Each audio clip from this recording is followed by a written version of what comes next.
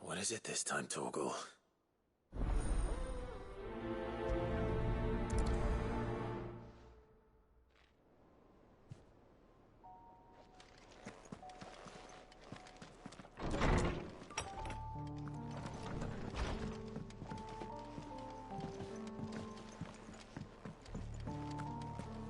First the skies.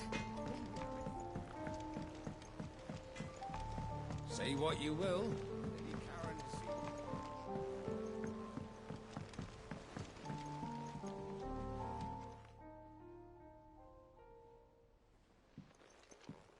Pining for something, boy. What is it? What do you see out there?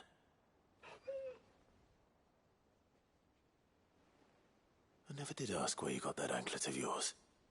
From Sid, that's why. On the day he brought him home. That long ago?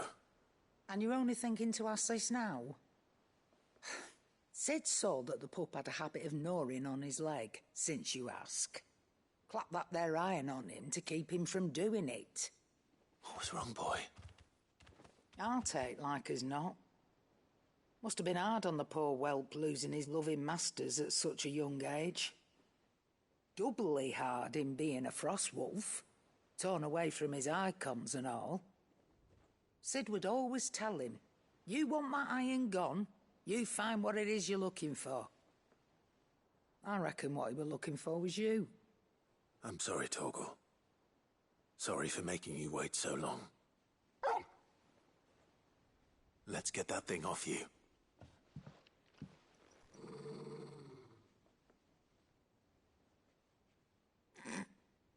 Doesn't sound like he wants it off. Indeed. You miss Sid as much as the rest of us, don't you?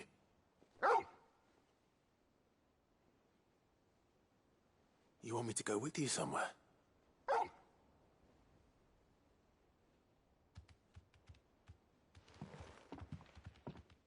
Quick, aren't you? Glad you've been paying attention. Not nearly as much as you have, Lady Karen. Aye, good thing and all. It's not like Gav would have kept him in nuts and rubbed his belly these past 10 summers. Your kindness is appreciated. You've been a good friend to him. Only because he doesn't talk back like the rest of you. Go on now.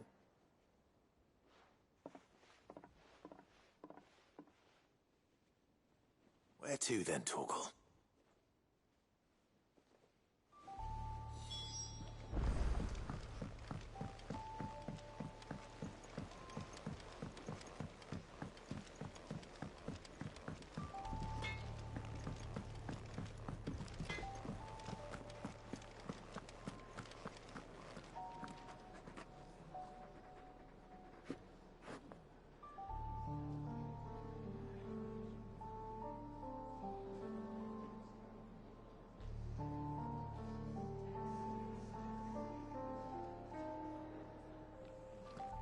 All right, Torgal. Where are you taking me? I'm going to need a little bit more than that, boy. Do you have a better hint for me? Unless... you've already given me one. Back on the rear deck, you were looking west, toward Rosaria.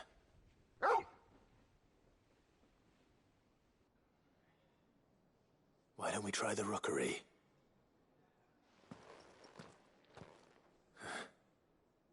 I haven't been to the island in almost 20 years. To Port Isolde, then. Fingers crossed the old mooring is still there.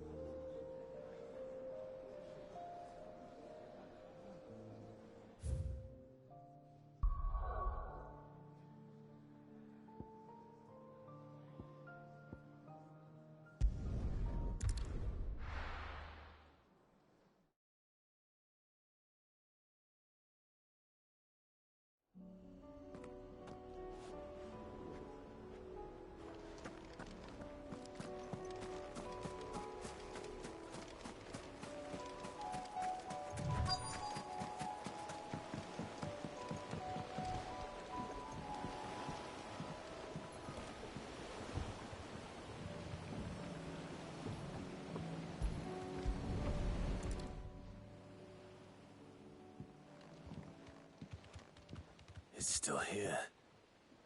After all these years. A lot smaller than I remember. And you're a lot bigger. You might have to swim, boy.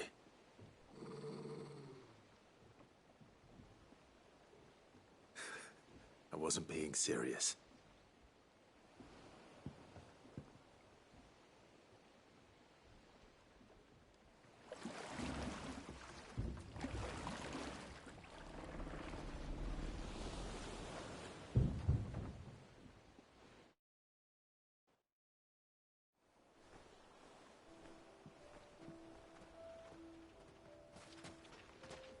This place hasn't changed at all. The rookery's right through those trees. Come on.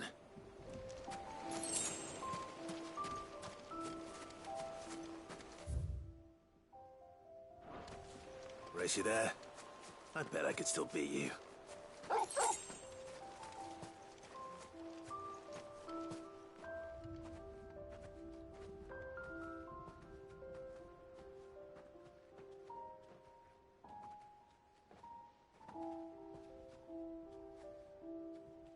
Here we are. This was our hideaway. Wasn't it, Torgal?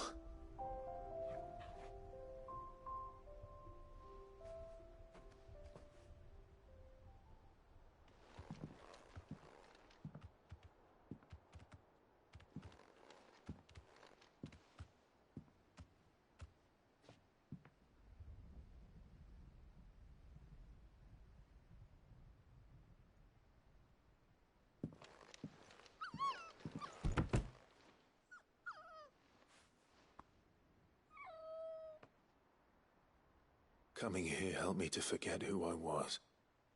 Or wasn't. Prince, shield. Son his mother could love.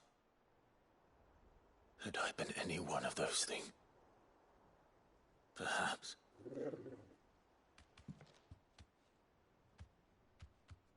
What is it, boy?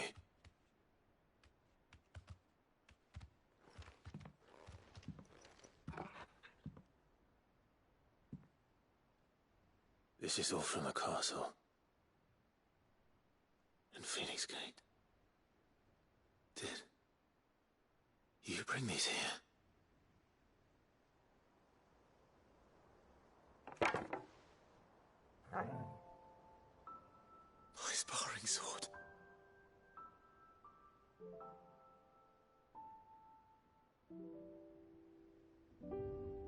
Well.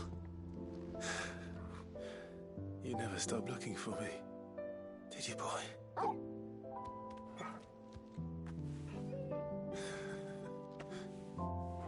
Thank you, Torgal.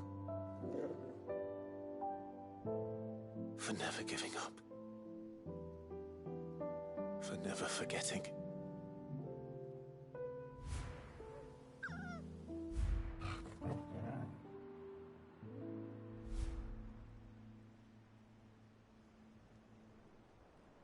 Let's take this with us, shall we? So I don't forget either.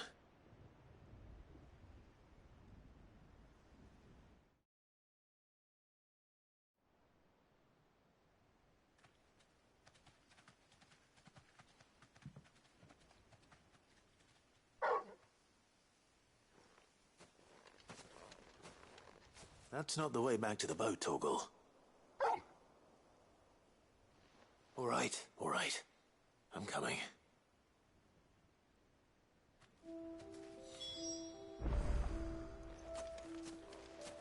I think I know where we're going.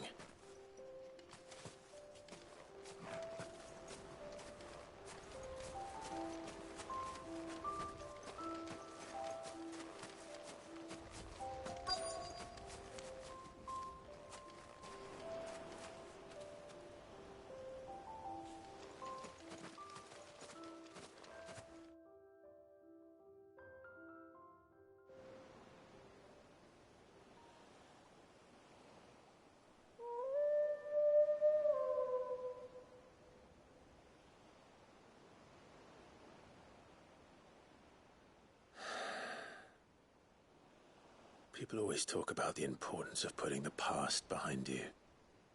But without it, we wouldn't be who we are today. And we certainly couldn't steer our way to a better tomorrow. Come on, Torgal.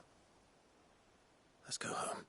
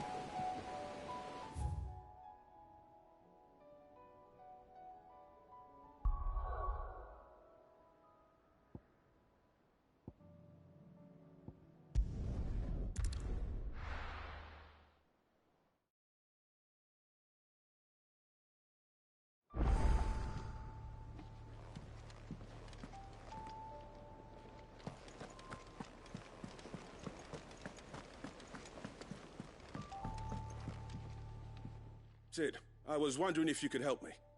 It depends what with. A bearer, but recently freed from his bonds, is keen to join the Cursebreakers. As you know, the work we do is not easy, which is why we test every volunteer's suitability. I was hoping you could oversee this one's evaluation. I don't mind, but why this one? Because he wants to be a scout. Our ranks are filled with men and women capable of breaking chains and putting slavers to the sword. But scouting, we're few with the nose for that, which is why we still rely so heavily on Gav. And since he accompanies you on so many of your missions, I thought you might be better placed to recognize the traits in him that we should look for in those who'd fill his boots. Sounds reasonable. So you happy to oversee the boys' test, then? One can never have too many scouts. Truer words, Cid. I'll let the initiate know that you'll be attending his trial, and that he is to proceed directly to Northreach in readiness. No time like the present, eh? No time like the present. I'll await you there.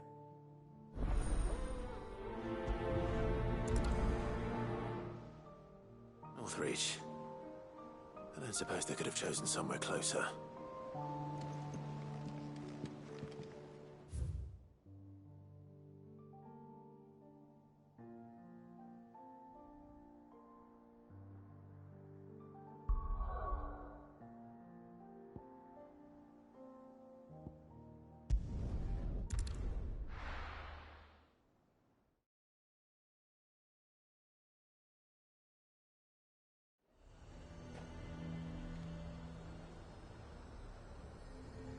Nazaire might at least have mentioned where in Northreach he'd be testing this recruit.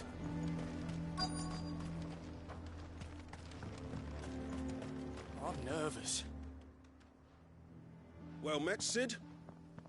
This is the initiate. Ember, present yourself. At your service, Master. Please, just Cid. There are no masters here. Your life is your own. Oh, of course. Thank you, Cid. The sergeant says you'll be evaluating me at my trial. To become a scout, yes. You are aware of the dangers inherent in that role. I am. But I swore I'd face them. Just like the man who saved my life. And who would that be? Gav. It was him who found me and freed me. No magic, no support, just one man and his nose. Came and sniffed me out. It taught me what one man can do if he puts his mind to it. And I've been training ever since, so that one day I can be someone's saviour, just like Gav was mine. I'm sure he'd be flattered. You clearly have good intentions, Ember. And it sounds like you're under no illusions. Stick to this path and you'll make a fine Cursebreaker. So, what? Have I passed? You haven't even started yet. Now listen.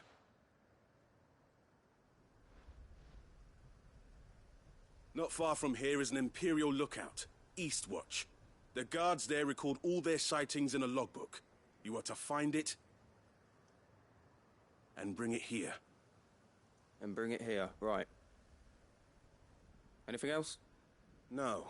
Sneaking into a heavily guarded Imperial outpost and stealing the logbook would be quite sufficient. You'll need to assess the situation, determine a point of entry, create a distraction and effect an escape, all without being discovered and thrown into an Imperial oubliette. Ember, Gav isn't our best scout because he can do everything. It's essential that you know your limits. Know my limits, right. I won't let you down.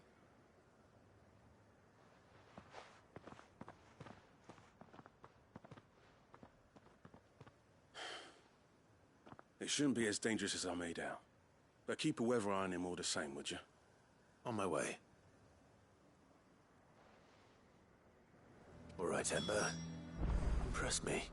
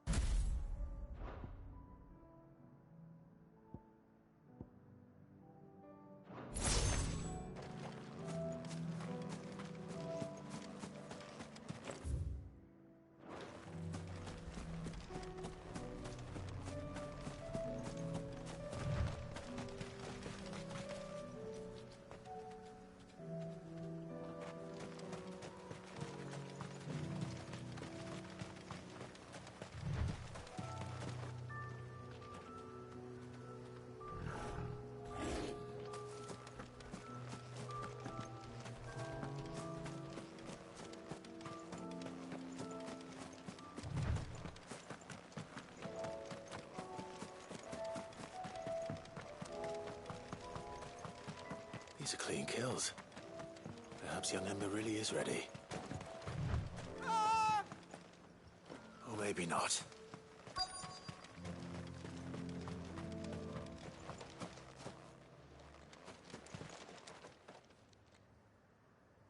Damn it. Ember, draw your sword! I can't! Then run! If you want him, you'll have to go through me.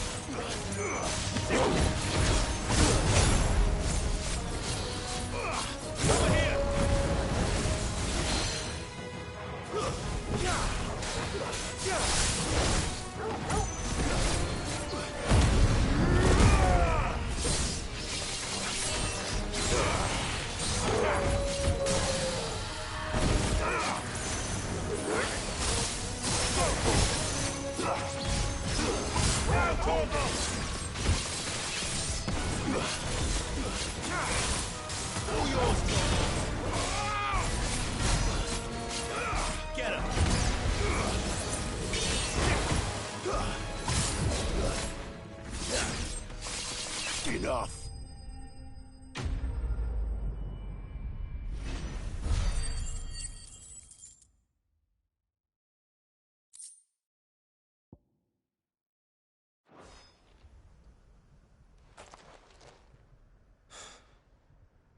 Ember, are you...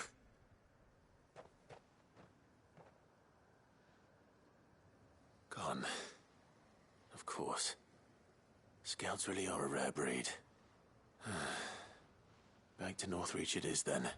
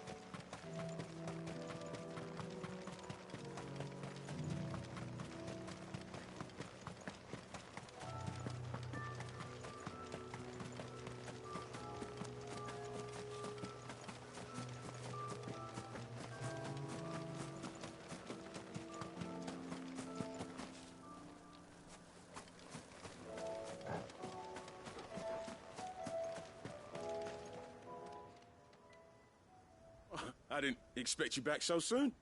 Where is Ember? How did he fare? I thought I'd find him with you. He must have fled. I followed him to Eastwatch, where I found him being set upon by a wild Avis. He was just standing there. Didn't even draw his sword. I had to step in and take care of things. But by the time I had, he was nowhere to be seen. I assumed he'd set off in your direction, but apparently not. Oh, I'm sorry, Sid. I knew the boy had a nervous streak, but he seemed like... The right man for the job? I believe this is the logbook you tasked me with retrieving. Eh? How did you... Don't you tell me you breached the tower while Sid was busy saving your skin. What? Wasn't that what you asked me to do? To bring the thing back without getting caught? He has you there, Nazaire. And he did it all on his own. But Sid, He did what he thought was best. And now I have to decide whether I agree. Of course. We'll await your evaluation back at the hideaway. Don't you leave my sight. Yes, Sergeant.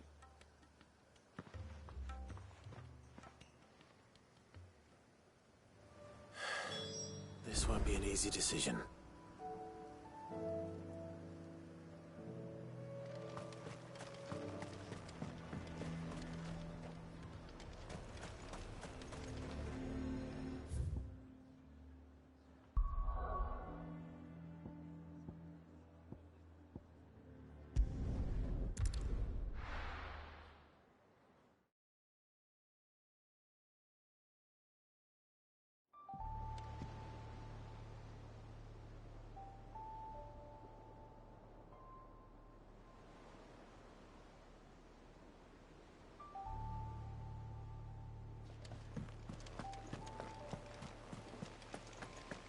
There's something about it. You should have seen him. The thing did...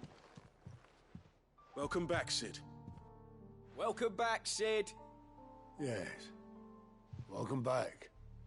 Trip wasn't too much of a pain in the arse, I hope. Truth be told, it was me who suggested roping you in to help with the trial. But from what I hear, things didn't go quite as planned. No, they most certainly did not.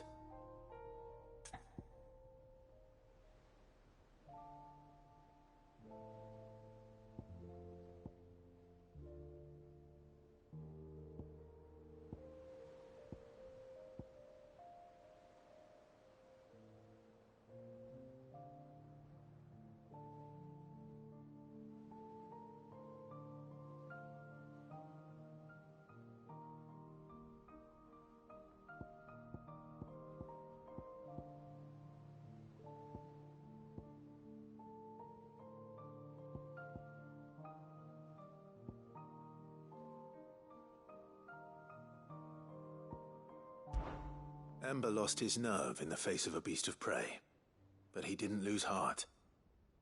He pressed on, and he achieved his aim. And is that not what we ask of our scouts?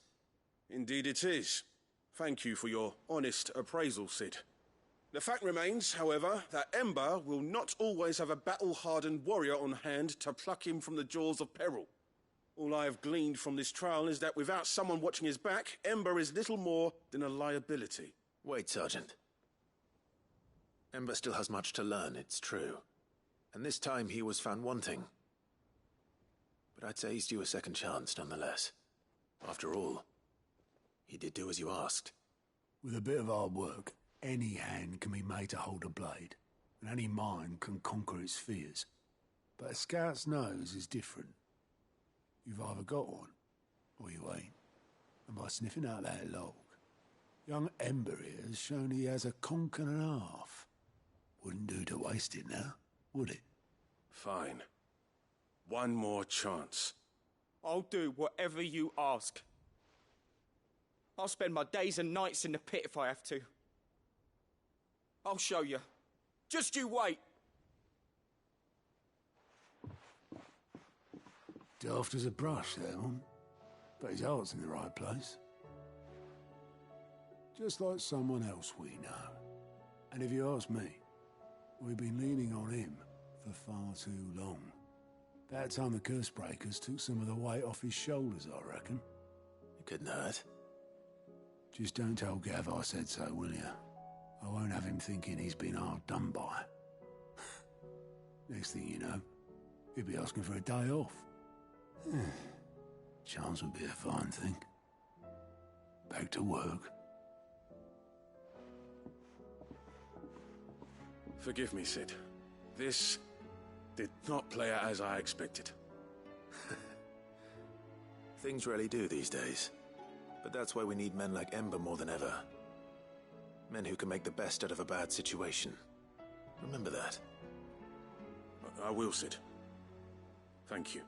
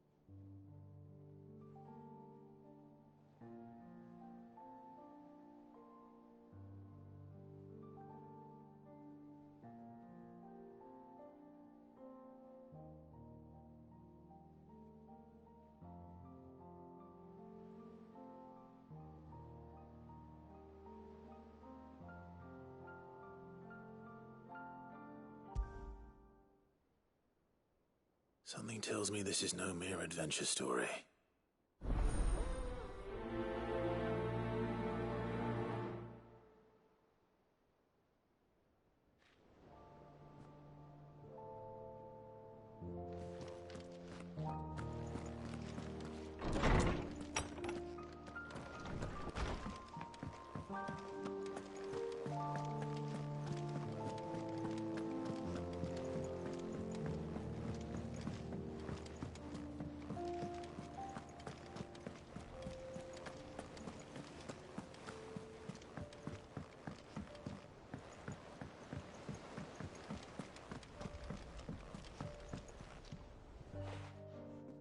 Vivian, I read your note, and I'd be happy to help you find the book you're looking for.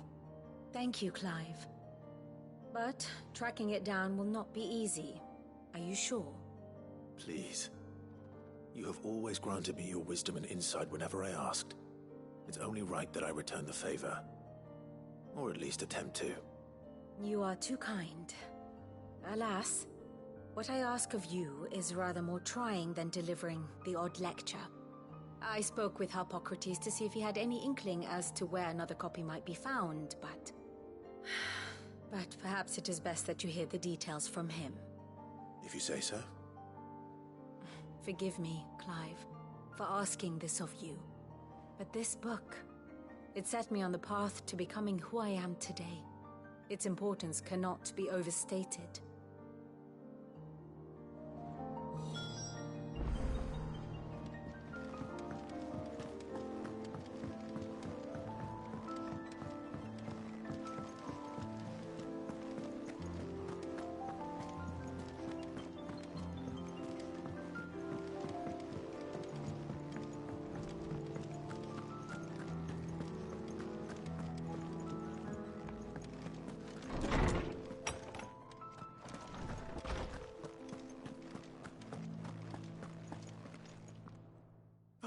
Clive, my boy.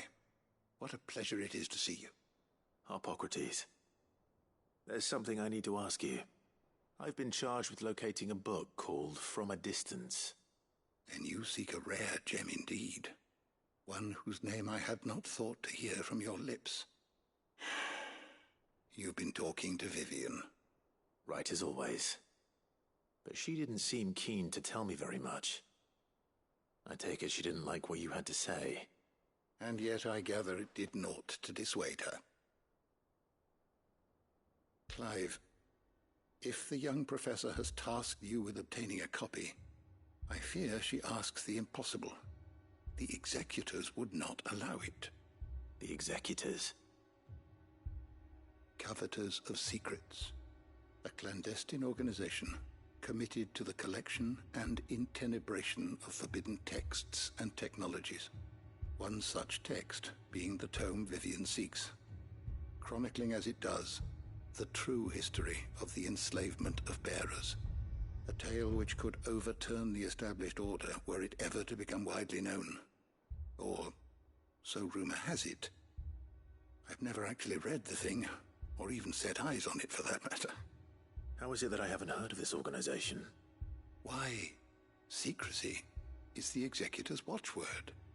They lurk in the shadows, emerging only to seize that which must be seized, be it books, inventions, or people, before disappearing again, leaving nary a trace. Which would explain why Vivian's copy was snatched from her grasp not long after she found it. By the hand of the executors, yes. But what drives them? Self-interest or ideology? Fine question. Sadly, all that is known of the executors can be recounted in a single breath. You may just as soon ask me of their origins, numbers, or the identities of their leaders. Any answer I give would be pure speculation. Then my hunt was doomed from the first. What was Vivian expecting? That I'd pluck it from thin air? Not from thin air, no. From ash. Rumors of the executors are rife among the scholars of Storm, but rather less so across the strait. I have a friend. Well, I had a friend in the village of Garnick, a collector of rare tomes, upon which subject we would oft correspond. Alas, I have heard naught from him since the skies fell dark. And no doubt he too has turned. But though he did not mention it by name, it is possible that a surviving copy of From a Distance yet rests upon one of his many shelves, quietly awaiting discovery. If you were, by some chance, able to save even a single book from the poor man's library, I know his soul would rest easier. Very well. When I next find myself in Waloed, I'll be sure to pay Garnick a visit.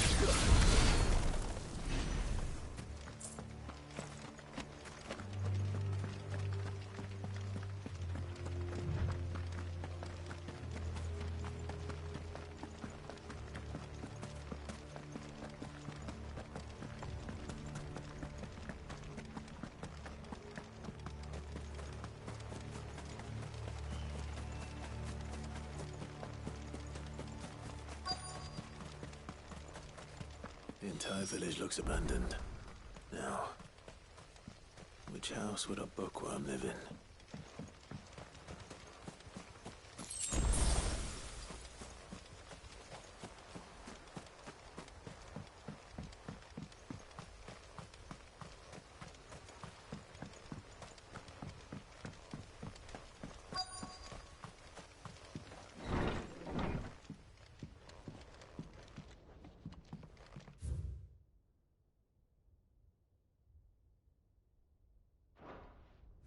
This is a Royal Army logbook. Did he take this from the local bar?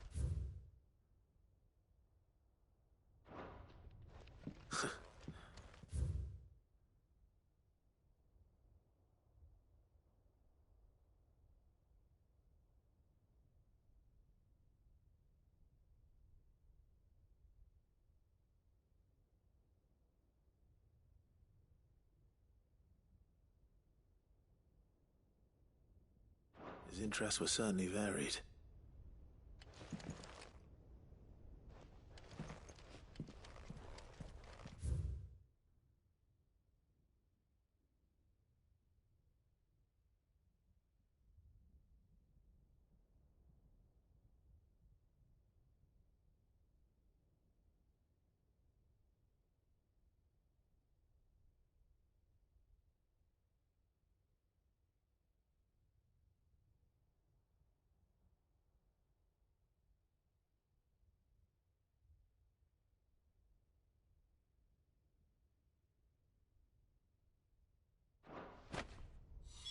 This is it.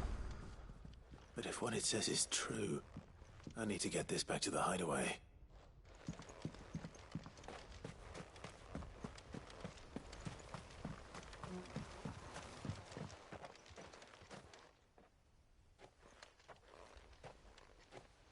Leaving so soon, stranger? We've been watching you. From a distance, so to speak. Subtle. I know who you are. Then we need not waste time on introductions. Hand me the book. Leave it in our care and return to your life. Your care? Do you mean to burn it or bury it? That is not my decision to make. But by one means or another, its contents shall be removed from the common record. Then I'll have to politely refuse. I won't let you erase our history. Then we find ourselves at an impasse. Very well. The book can just as easily be pried from your dead hand.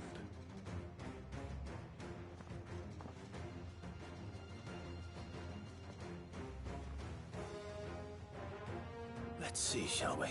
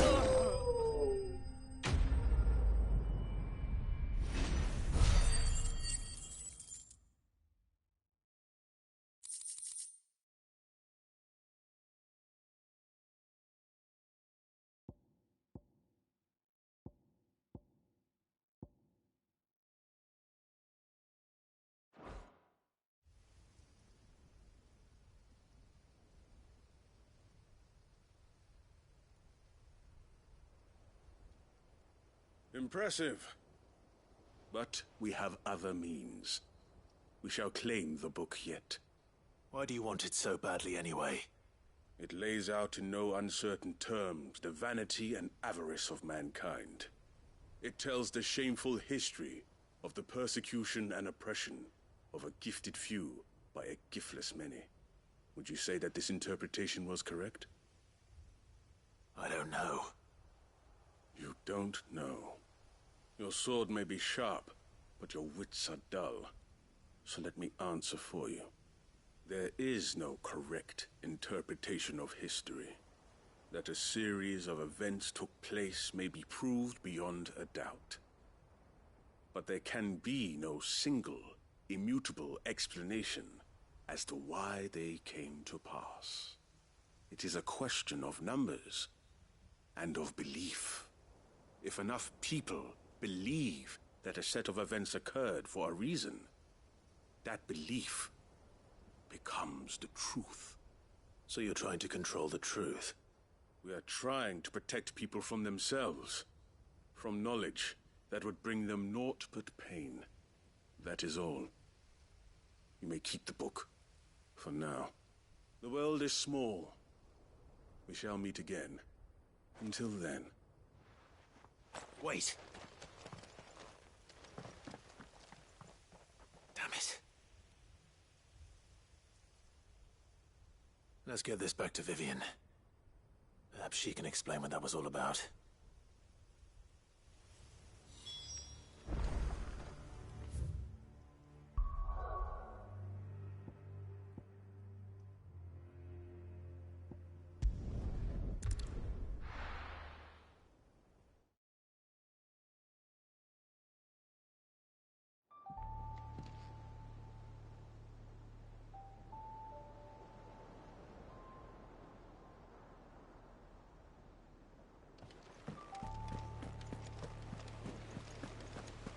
There's something about it.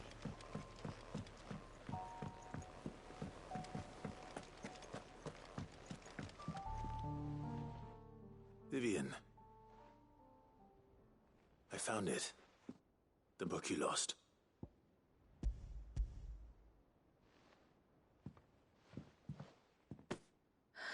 You found it. Thank you, Clive.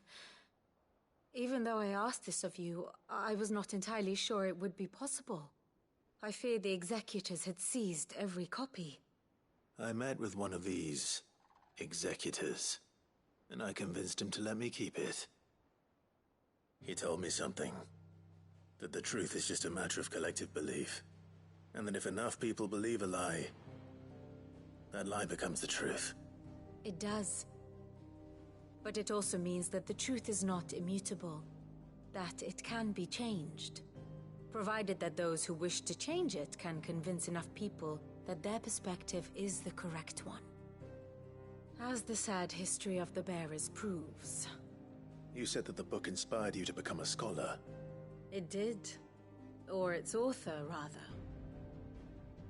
She was a heretic, you see. A firebrand and a dissenter. A gallows stood ready for her in every corner of the realm.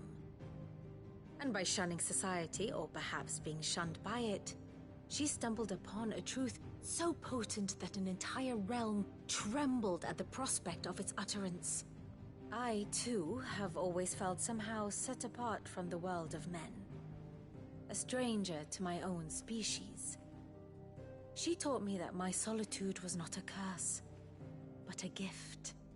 And that, though my journey to the truth might be a lonely one, what I found at my destination would be more than worth the cost. Do you still feel that way? That you're not one of us? Honestly, I'm not entirely sure anymore.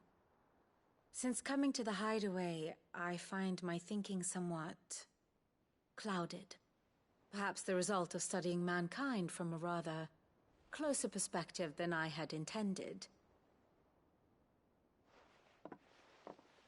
But the more I study, the more I find value in this perspective. In looking not from the outside, but from within. So if you'll permit me, I'd like to continue my work here. Remember, Clive, when enough people believe, belief begets truth.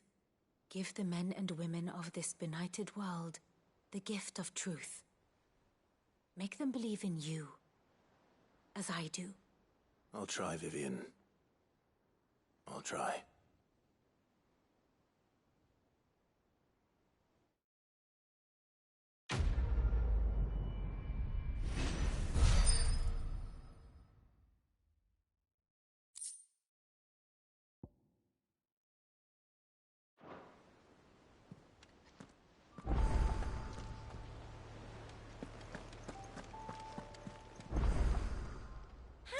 Help you today, Clive? Is everything we've received and everything promised?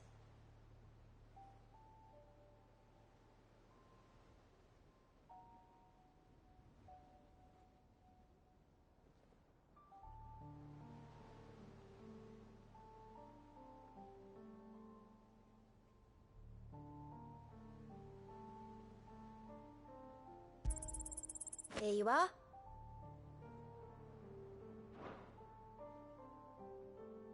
Come again. I may have more for you.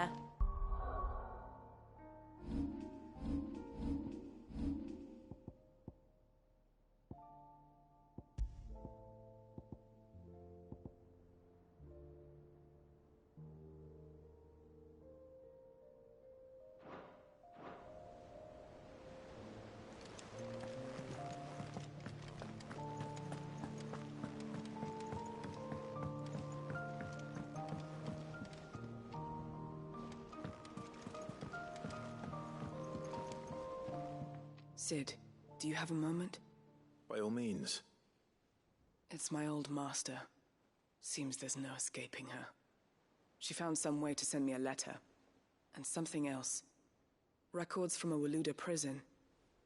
Seems they were keeping a lot of bearers there. How did she come by such a thing? Finding bearers always was her strong point. And it seems the cells of Balmung Dark are full of them. Foreign captives, the masterless. Bearers no one would miss. And even better for her, bearers with no one to look after them. When Ether started lapping at the walls, the jailers fled. Leaving the bearers to be liberated by whoever happened to come along next. Cid, I'd like to believe that I've earned your trust by now. And while I'm well aware that you've forbidden Cursebreakers from traveling to Waloed, I can't let those bearers die in their cells. I'd rather risk shipwreck on the Shadow Coast than leave them to starve. We'll be needing the Enterprise if we're going to navigate the Narrow. Does that mean... I'm making an exception, but we travel together. And we stay no longer than we have to. Ash is an inhospitable place at the best of times. We save as many as we can, and we leave. Thank you, Cid. There was a name in the prison register. A name from my past. Chadwick. Another of my former master's protégés. A gifted soldier, and the closest thing I had to family. The thought of him held captive in that place. He must be very important to you. He was. Is. Then we find him. The entrance to the prison lies in the shadow of Ravenwit Walls, just beyond the portcullis. We should head there as quickly as we can. I only pray there are still bearers alive to save. As do I, Doris.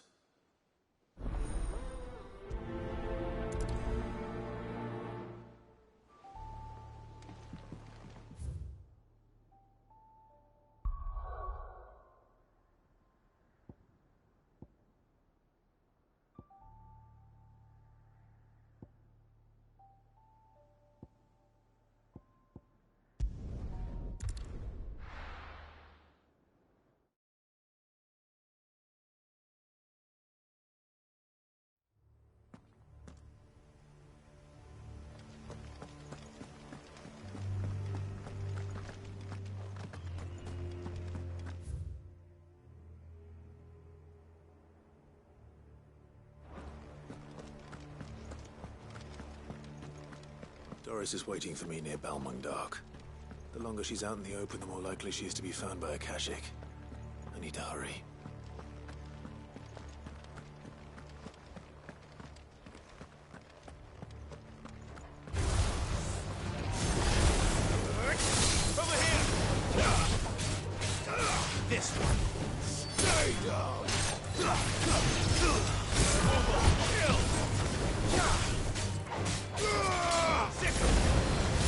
All yours, Torgal.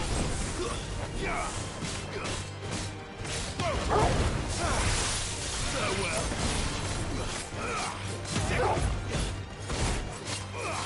Over here.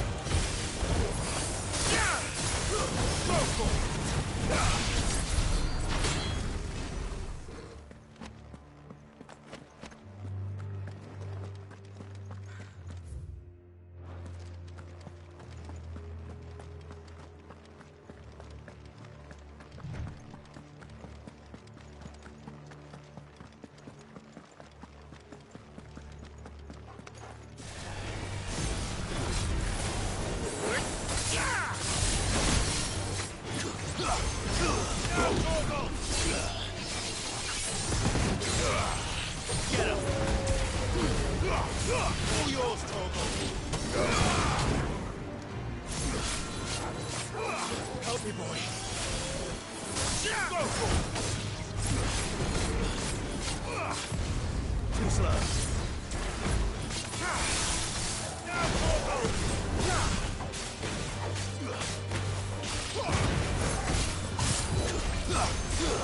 Torgal, kill.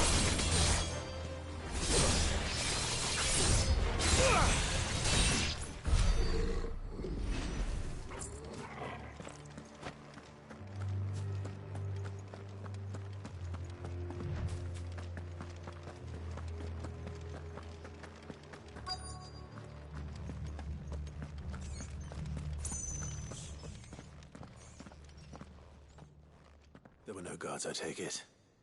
None manning the gates, no. It's a different story inside, though. The corridors are crawling with Akashic. Most likely guards left behind when the Wardens ran. If Chadwick was being held here, I worry that he may already be. Don't give up hope just yet. But let's move quickly. Let me check the ground floor. The ether stick is there. Then I'll search the upper level. Good luck, Sid. Stay safe.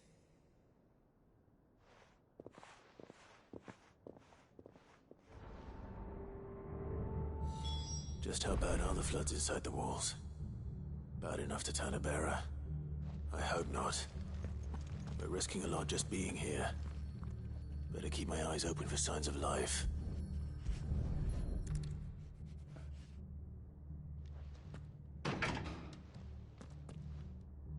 Locked up tight.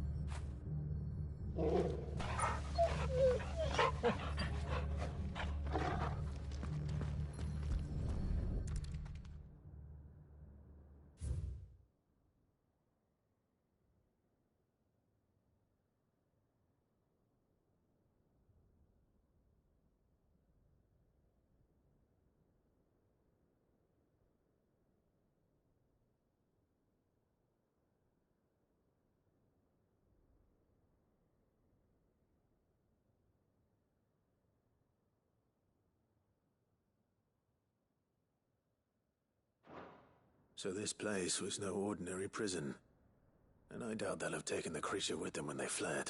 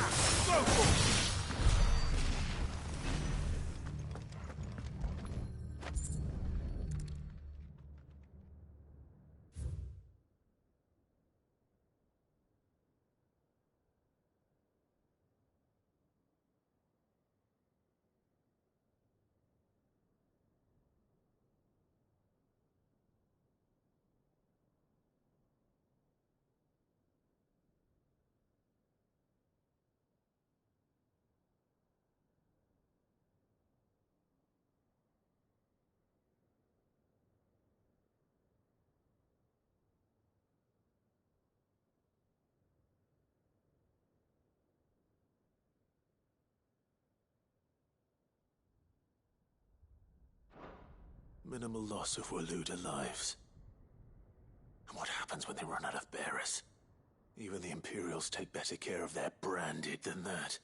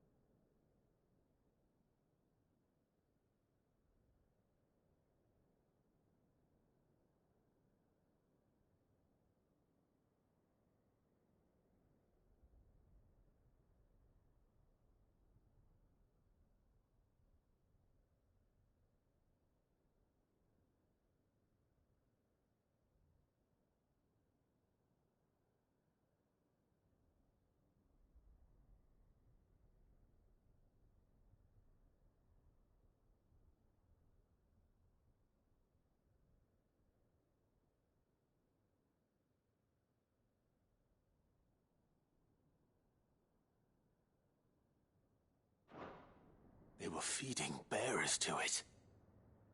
This is even worse than I'd feared. Nothing but a Kashyyyk down here. Hopefully things are looking better upstairs. I should go and see how Doris is getting on.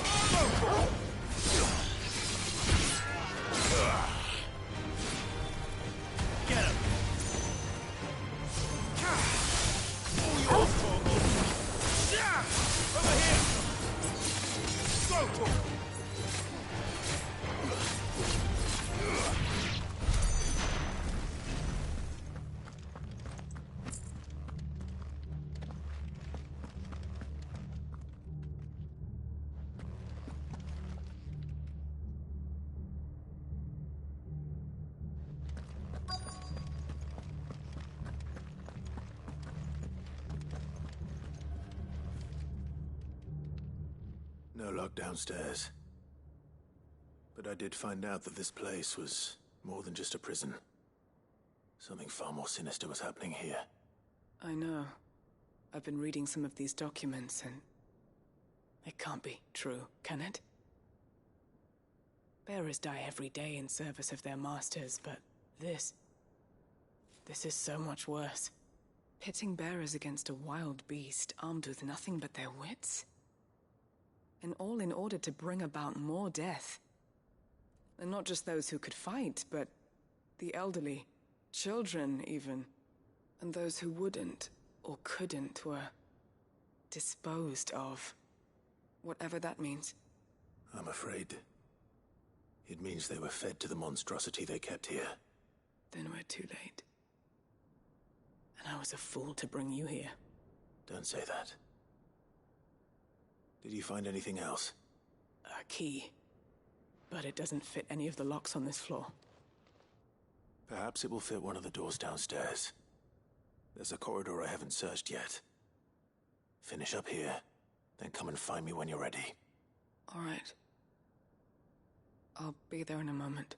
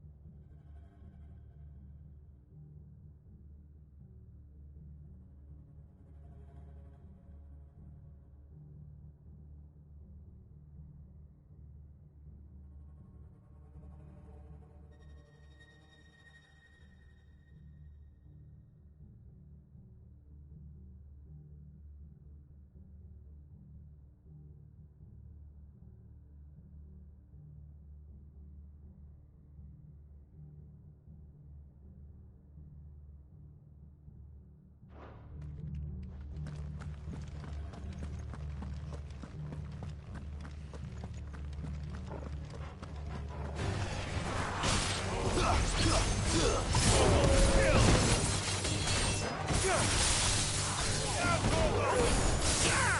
him!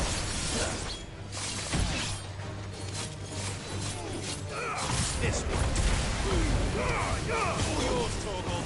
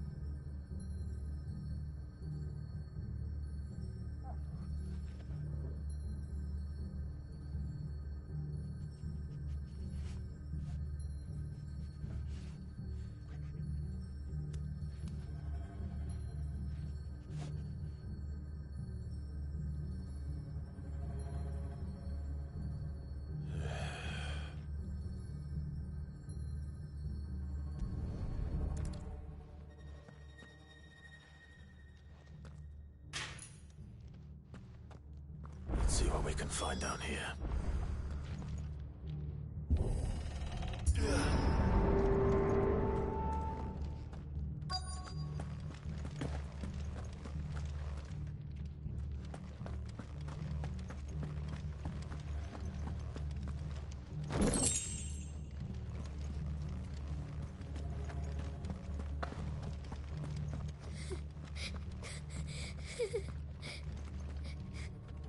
Survivor. She sounds close.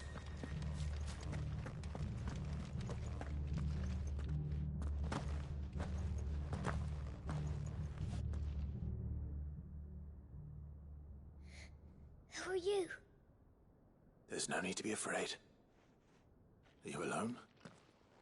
Are there any other survivors? Some of the guards. They're still here. But something's wrong with them. Everyone else was eaten by the monster. Of course there were. Thank the Founder. It was worth our coming. But I'd rather we didn't linger. Are you ready? Ready when you are. You poor thing. You must have been terrified. Did Chadwick send you? What? He fought the monster. Distracted it so I could run away. He must have sent you. He promised to free the others too. Where is he? He opened your cell, didn't he? You wouldn't be here otherwise. Chadwick.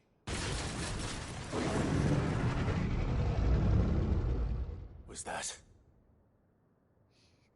Monster's back! Chadwick, help! We have to get out of here. Doris, keep the girl safe. All right. You put that bearer-eating bastard in the ground.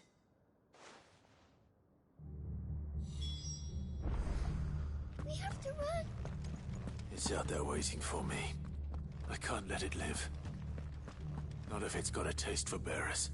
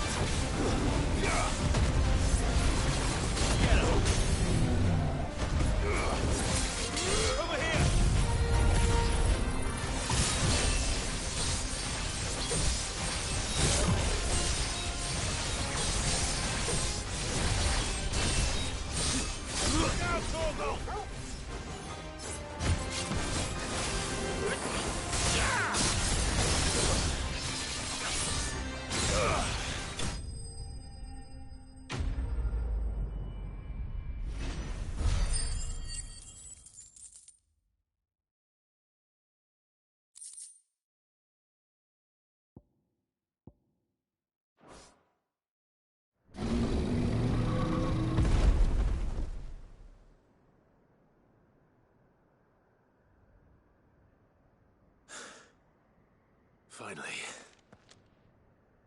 Cid, are you hurt? I'm fine. I think.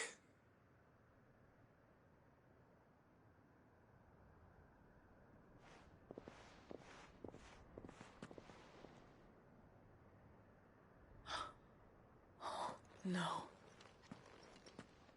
What is it? A diary. I gave it to Chadwick before we went our separate ways. He was here. Do you think that creature? I'm sure he fought bravely to the last. The girl is safe thanks to him. Chadwick. You fool. Come on.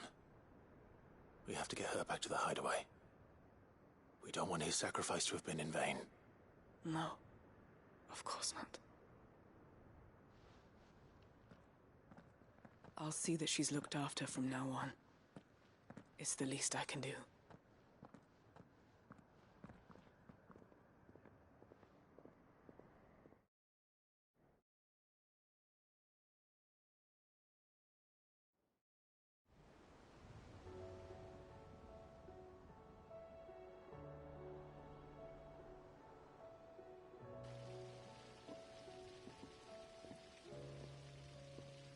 From what I hear, you've barely left the girl's side in days. I hope she's recovering from her ordeal. She is. Slowly but surely. She's far tougher than she looks. I thank the flames we found her. If we hadn't... I know. But we did. I'm sorry we weren't able to save Chadwick. There's no need to apologize. Without your help, I would never have found out what happened to him. How he fought to the bitter end to save her. To save Haida Marie. That's the man I remember. The man I thought of as a brother. I wish I could have met him. I'd like to hear more about your past. If you don't mind, that is. Of course. You already met my former master. She trained Chadwick and I to do two things. Kill and obey. We were supposed to be sold to the highest bidder when the time came. But no bid was ever high enough to convince her to part with us. For years, we were her daggers in the shadows. But we could never quite shake our doubts about the things she made us do. And then, one day, we just couldn't do them anymore. So we escaped. But staying together was out of the question. They would have found us too easily. After so many years of training, the pull to serve was always strong. It scared me to think he might have taken another master, become a dagger in someone else's hand. But even in captivity, the battles he fought were his own. And he died not as someone's tool, but as a hero. Haida Marie is proof of that. Bearers can cast off their shackles. And the Cursebreakers will show them how. I'll fight until my dying breath to see it done. For Chadwick, and for all of us. Thank you, Doris. We'll be counting on you.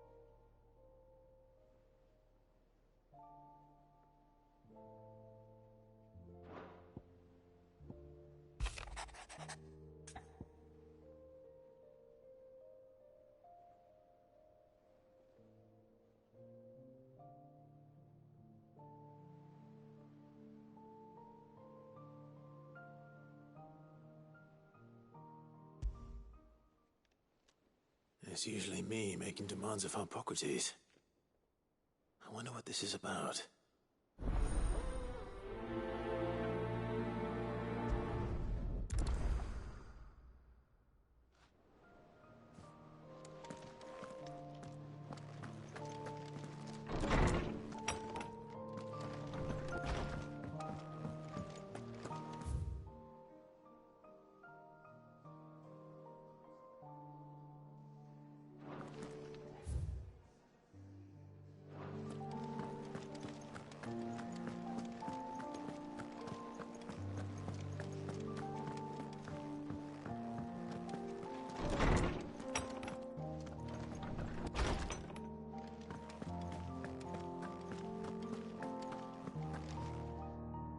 Lawsman Harpocrates. I received your note. Ah, yes. I expect you're wondering what this is all about. You spoke of making amends with Dion, but I can't imagine what for. Then I should begin by telling you that I was once his tutor. This was some years ago, of course, before I joined Cid in his hideaway. At that time, I was counted among the foremost scholars of Oriflamme, and was accordingly invited to the palace to supervise the young prince's education, all to ensure that the future emperor had a firm grounding in, well, everything an emperor should. History, religion, commerce, government. Alas, our time together was cut short when Dion left to join the Dragoons, his studies no longer being deemed necessary. I had not expected to meet with him again, least of all here. Have you spoken with him? No, I have yet to find the right moment. His Highness always seems so preoccupied, especially when alone. I would not wish to disturb his ruminations with idle words of greeting, not when I know he dwells upon the evil Ultima had him commit in the Dominion. The guilt weighs heavily on him, I know. But as you say, that was Ultima's doing. Surely you can't blame yourself. When I first met him, it was not guilt, but his people's expectations that weighed heavily upon him. And I did nothing to ease that burden. He bore it alone, until the day he could not bear it any longer. It is one of my greatest regrets that I only ever offered him my wisdom, when what he truly needed was friendship. The blame for Dion's transgressions lies not only on his shoulders, but on mine. I see. I'm ready to help you in any way that I can. Then I beg that you bring me a wild wyvern tail. Apothecaries across the ages agree that even to glimpse such a flower is to be granted inner solace. Fabulists and fraudsters all, of course. But there is oft a seed of truth to be found where even the most outlandish opinions align. Well, it can't hurt to try. Where can I find this flower? And how will I know it? You have seen cultivated wyvern tails before, I trust. The lily-white blossoms from whose roots the poisonous ink for the brand is distilled. Well, those which grow in the wild differ only in their purple hue. The harsher the environment in which they are raised, the deeper the color. There is a waterfall in Rickmal's roost across the strait, where the flowers once grew in abundance. Whether they still survive there, I know not. But try as I might, I can find no likelier location. It's all right. I'll find you a wyvern tail one way or another. Thank you, Clive. And please, be safe.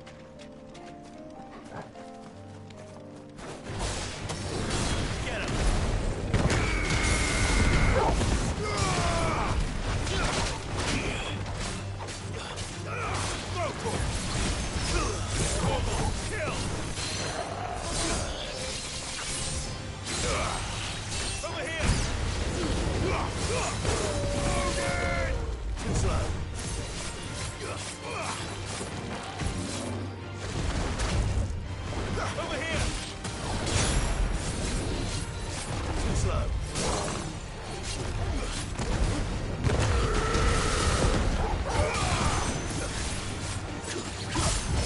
Down, Torgal!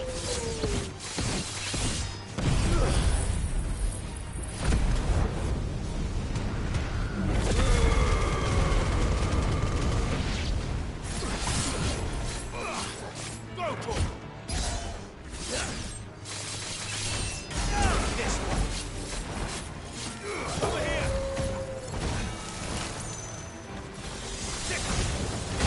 Torgal, kill!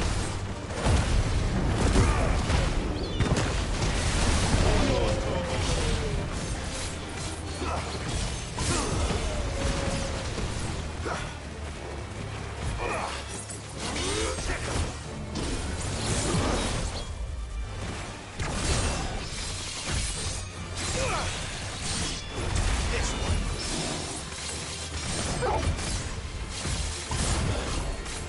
Nice try.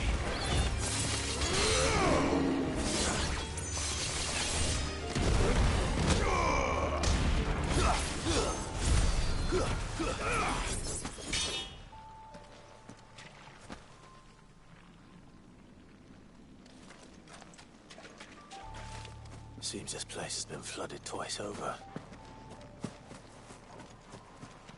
Purple flowers blooming next to a waterfall. Shouldn't be too hard to find.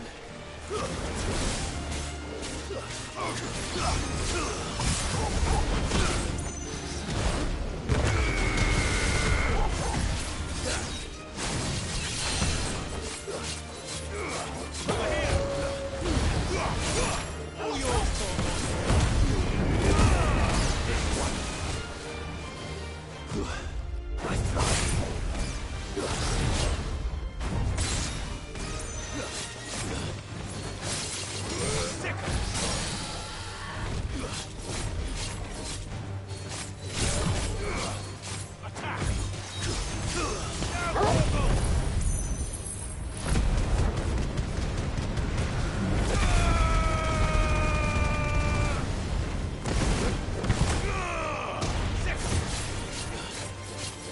This one.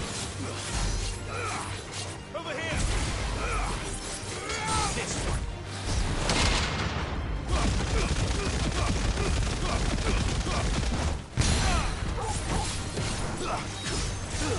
All yours, Torgal. Over here.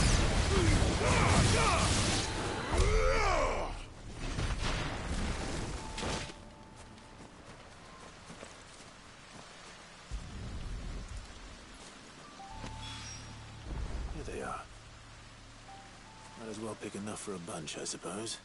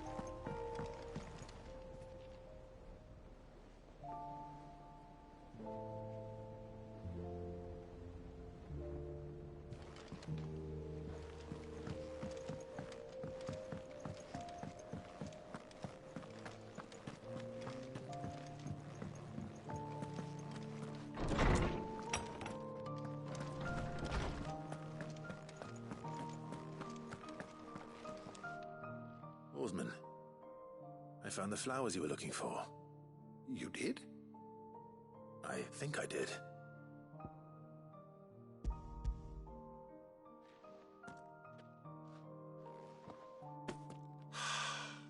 You did indeed. My dear boy, thank you. You wanted to make Dion a gift of one, did you not? Shall I invite him to join us? Oh, I don't... It's no trouble. I'll go and fetch him.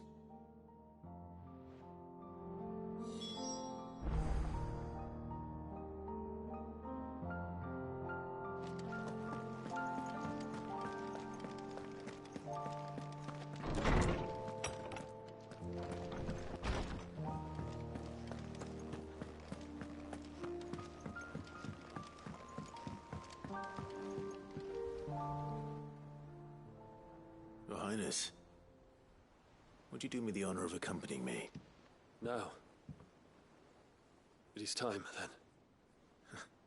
No, only to the shelves. Our lawsman has something he'd like to give you. Master Harpocrates? No. I dare not show my face before him. Not after everything I have done. I have taken countless innocent lives. and ruined countless more. All because I was weak. I have sworn to atone for my crimes or die in the attempt. But were I to meet with him again, and see in his eyes what I have become, I fear that my resolve might falter. Then that is all the more reason to do it. Test your resolve. Prove to yourself and to him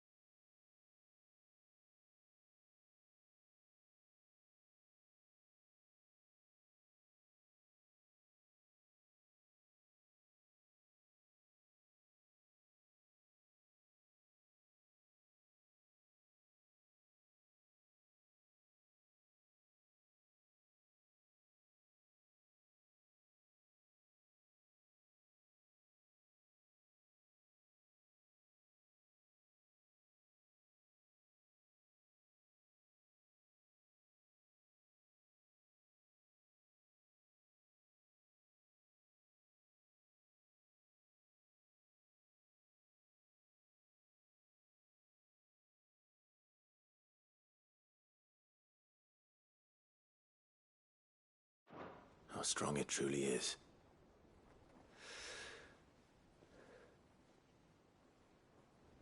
You are right. I must, at the very least, offer him my gratitude. Very well, then. Take me to him. Follow me.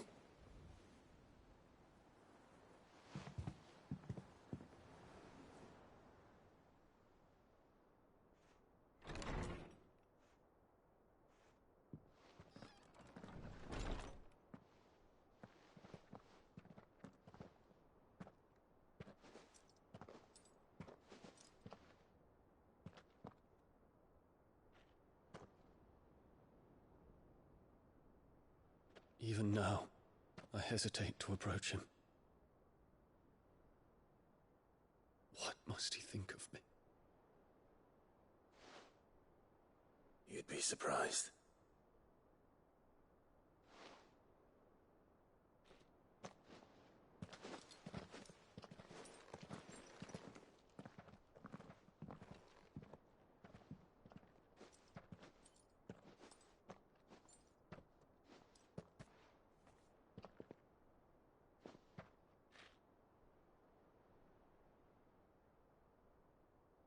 Master Harpocrates, pray, accept my apologies for leaving your tutelage before my studies were complete. Your lessons opened my mind to a world quite unlike the one I had imagined from within the gilded confines of the palace. And I shall be forever grateful for the efforts you made to enlighten me. Lift up your head, Your Highness. The deeds of youth require no apology. That you took the time to visit me says much about the man you have become. Now, there is something I would like to show you.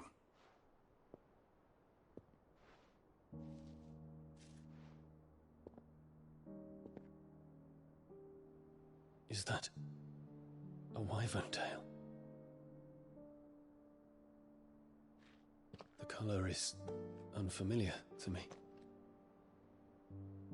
Because it is unique to those found in the wild.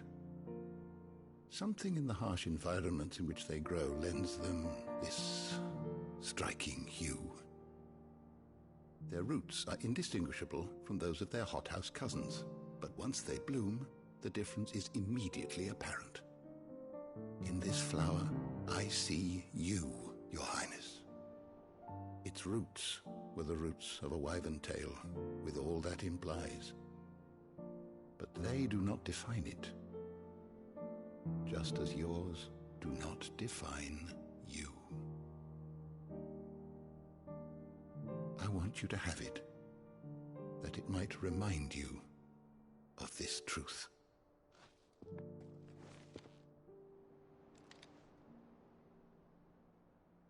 Master Harpocrates, I would ask of you a service. Keep your gift until I have fulfilled my duty to the realm, for only then shall I be deserving of it.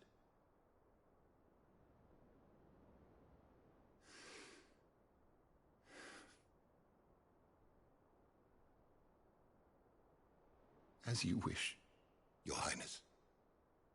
I shall await your return.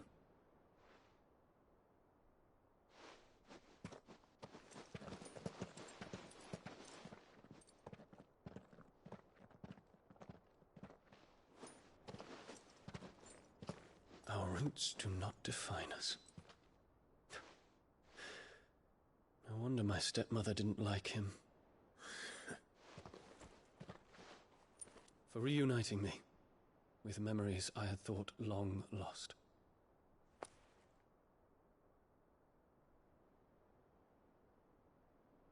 I shall not forget this.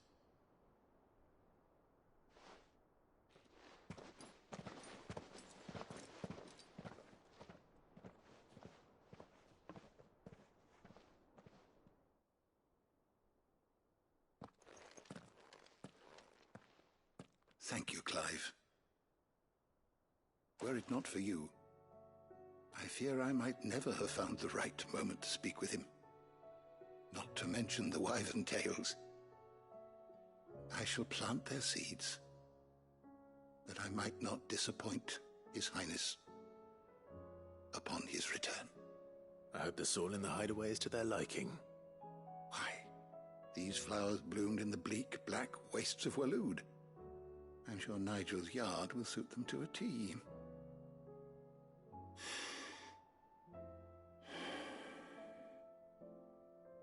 When it comes to expressing one's gratitude, I find that words are seldom sufficient.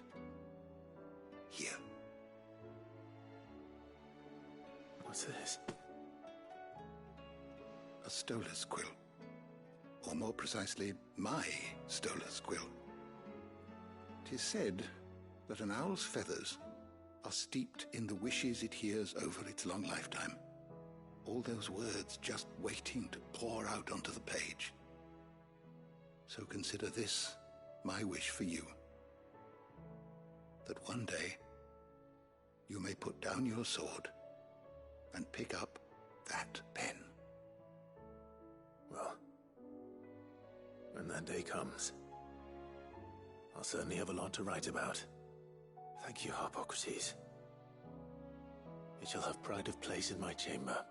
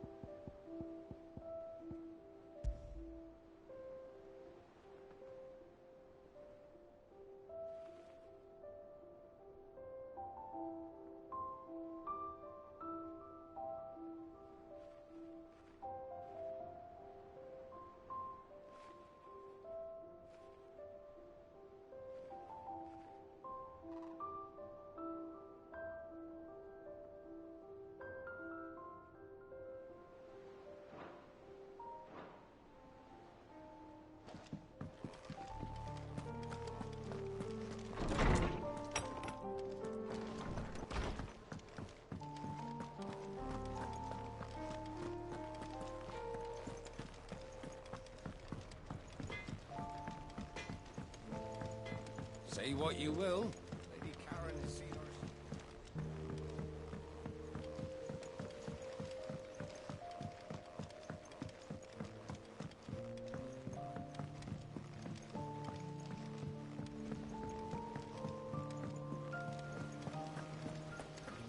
What do you think happened to Miss Midadol? I heard she was...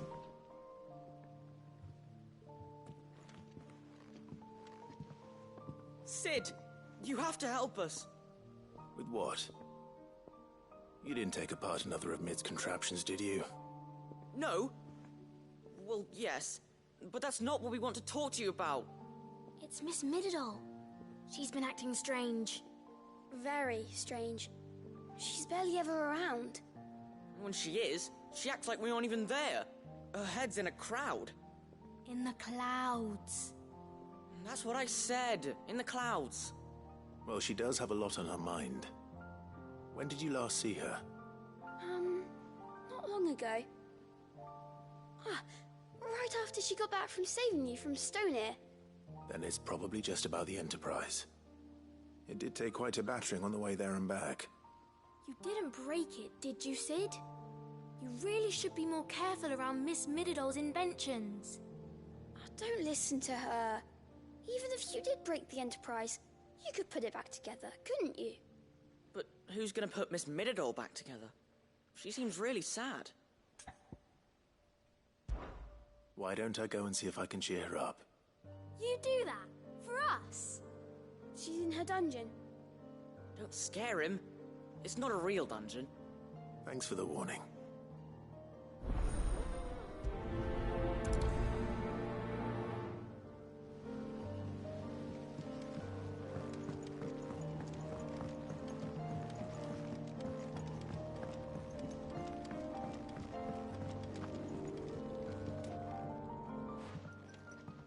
Mid, if you have a... That's it! I knew it! The answer was right here under my arse all along! If this doesn't steer to the skies, nothing will! To the skies? You aren't trying to give the Enterprise wings, are you? What else would I be doing? The children seem to think you're avoiding them. They're worried about you. Is this really so important that you need to shut yourself away from everyone? The Enterprise is already the fastest ship in the realm, and that's with the sea beneath her. But what if she weren't bound to the waves? What if she weren't bound to anything at all? It's not fair. The gods get the skies all to themselves, so I'm gonna do something about it. The Fallen had their chance, but they relied too much on magic. And see where that got them? But not me. I've discovered how to do it without. Well, almost. First I need to make a prototype. And is that a one-woman job? Are you volunteering? I'll have you know the Enterprise is my baby. But if a godfather's offering to lend a hand, I'd be happy to take it. First, I'll need oil, and not just some old drippings from Miss Molly's spits in the Tub and Crown. Refined stuff, like they make in Ordil. Then I'll need some bone, or shell. Light, strong, preferably no longer attached to the beast it belongs to. If it's beast bones you're after, I'm sure the Cursebreakers will know where you might find some. No, they'll know where you might find some. You're the one who offered to help, remember? I should speak with one of the Cursebreakers before I set off for Old Hill. See if I can't find this bone while I'm there as well. Has Midadol mentioned a new project yet?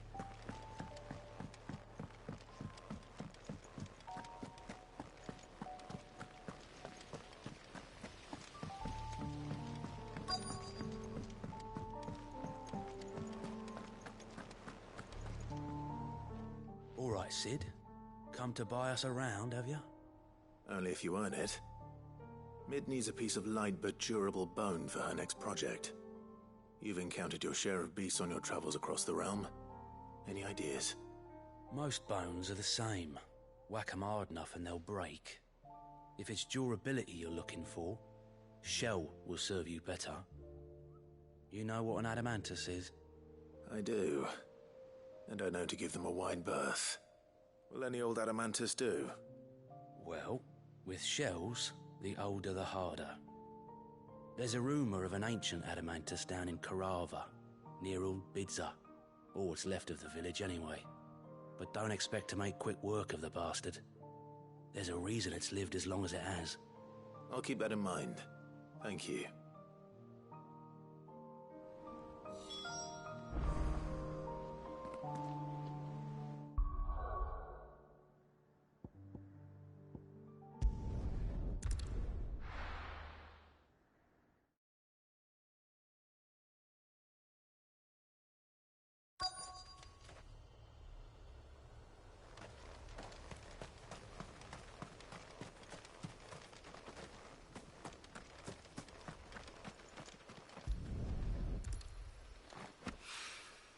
Mid's oil.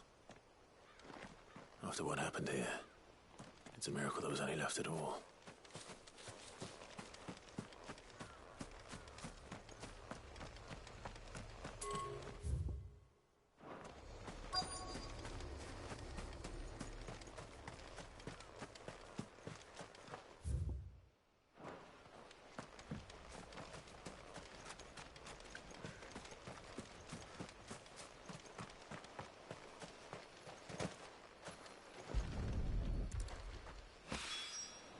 This should be enough.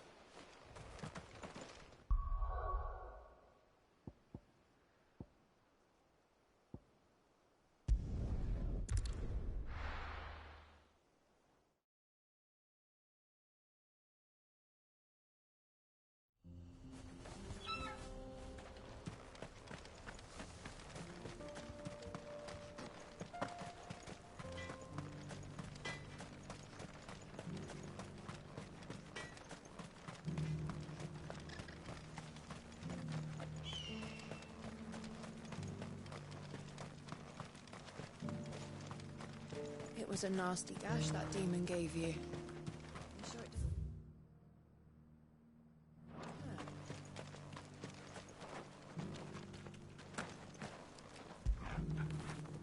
Get it, boy!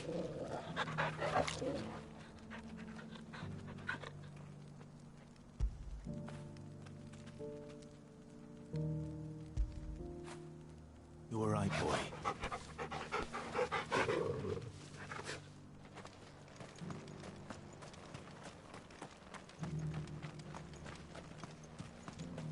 I've got a new design for... Good day.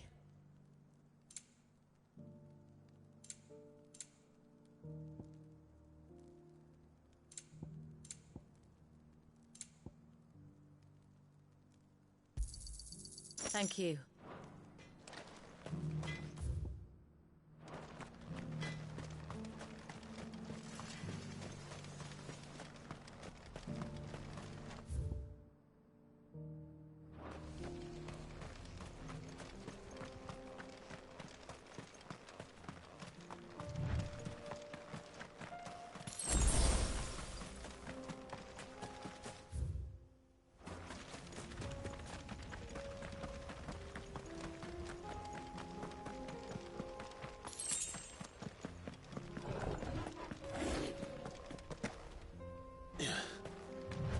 Here we are again.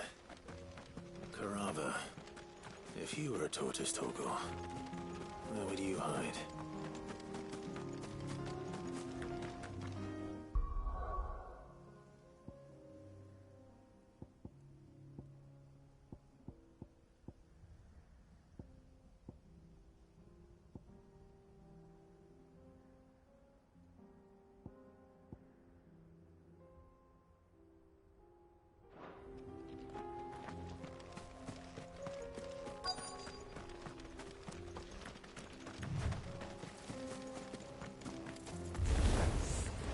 Looks like we found him.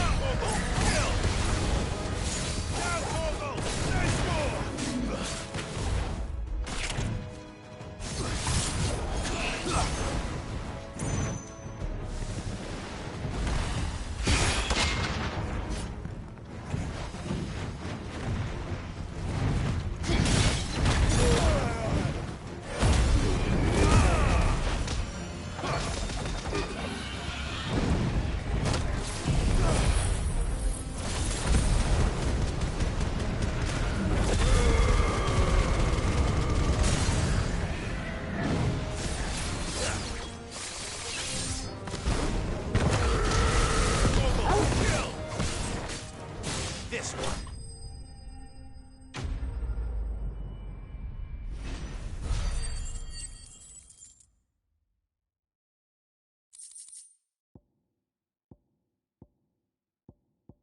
I better get these materials to Mid so she can finish her prototype.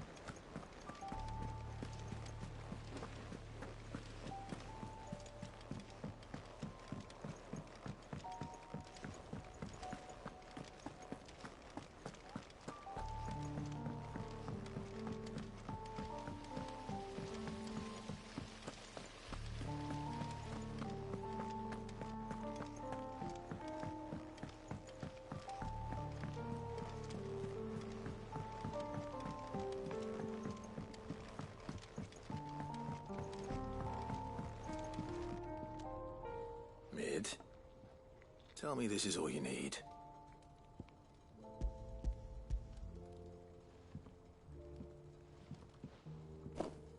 Aw, you make it sound like I asked you to save the world or something. Tell me this is all you need. It's most of what I need. After you left, I went over the figures again, and I realised I'd forgotten a 1 and a 0. And a cogwheel. Just a tiny one. Though, that's the problem. Gears that small are a bastard to make, and I may have lost the one Blackthorn spent a fortnight toiling over. wait. The children. When they took apart your scales, there was a tiny brass gear.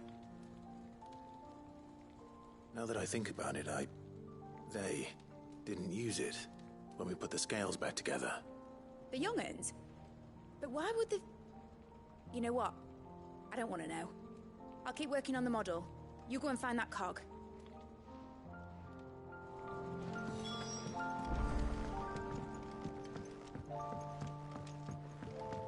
Has Midadol mentioned a new project yet?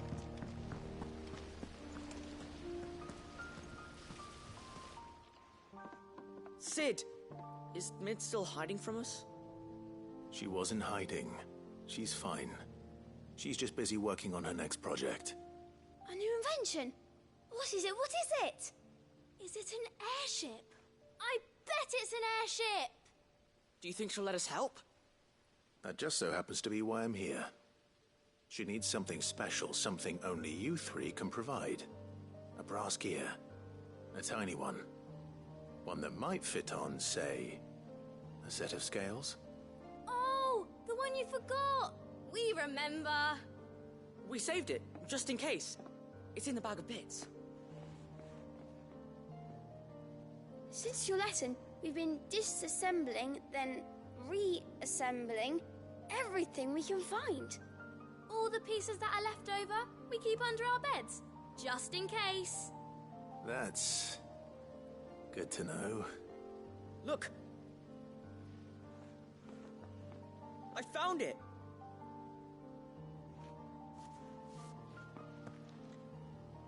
Is that all? Just the gear? We have more parts if Mid needs them. That's all for now. But I'll let Mid know about your hoard. Just in case. Thanks, Sid.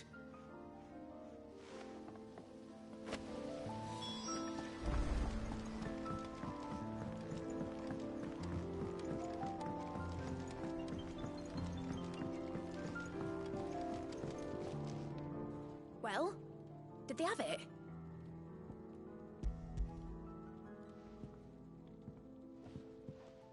They did. And they kept it somewhere nice and safe. Will it work? Will it work? He's perfect! You're a genius, Clive.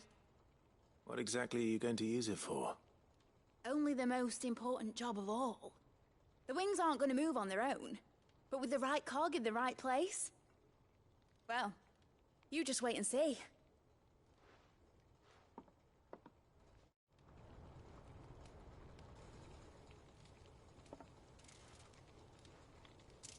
That should do it.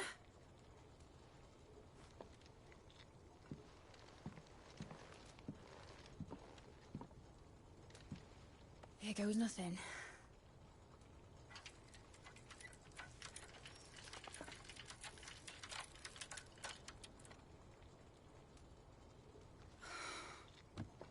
Titan's tits. It wasn't supposed to fly, was it? Of course it was supposed to fly. Wouldn't be much of an airship if it didn't. Honestly, these bloody engines are driving me mad. I was so sure this would be the day she soared. The Mithril engine was made to make dreams come true. But maybe this is one dream the world's better off without. Show folk how to take flying. It won't be long till they're raining death down on each other. People will lose their homes. children, their mums, and their dads. Like I lost mine. I'm sorry. So am I, Clive. So am I. Sorry that I have to choose. Do I follow my head, or do I follow my heart?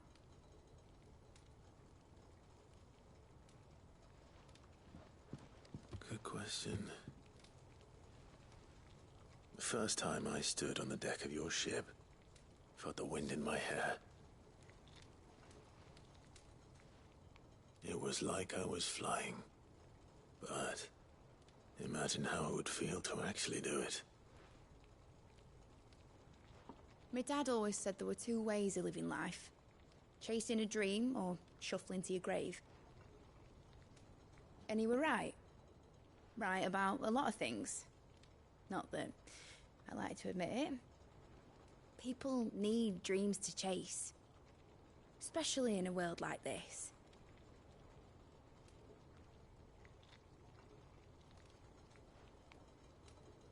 Right. When this is over, I'm gonna take all my mithril engines to Zemeckis and sling them over the edge. I won't have my dream end up turning into someone else's nightmare. But all that hard work... All that hard work will not be used for war, Jamie. But it ain't like it'll be gone. Tell me, Clive, have you ever been on a treasure hunt? Not since Joshua and I were boys. Why do you ask? Because I'm gonna bury the engine schematics and leave behind a little riddle telling people where to find them.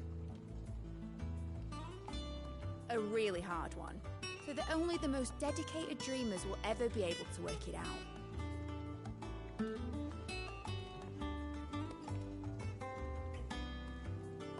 Ooh, I can picture it now.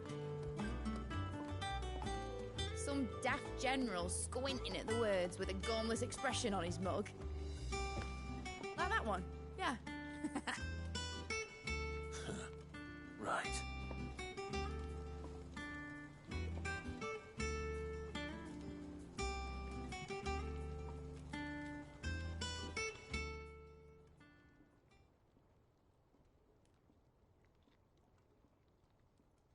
Of course, if I'm putting this engine at the end of a treasure hunt, I'll still need to make it a treasure worth hunting for.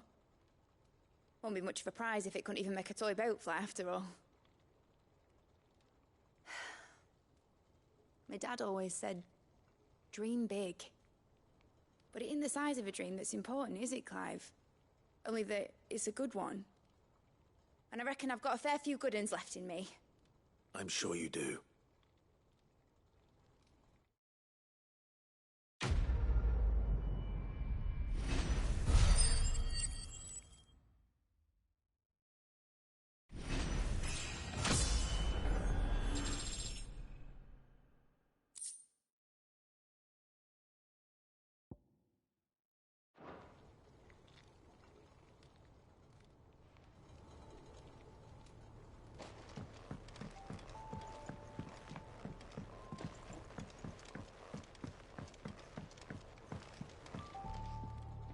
What shall I do with your model? You spent a lot of time on it. We both did. What, that old thing? Not healthy to cling to your failures, Clive. They'll weigh you down, you know. Sound advice. Still, I suppose my prototypes will probably be worth a fair bit when I'm as famous as Bart's the Builder. Seeing as you're always strapped for coin, suppose I can give it to you. Just make sure you get a good price when you do come to part with it. I'd say that was up to you as much as me.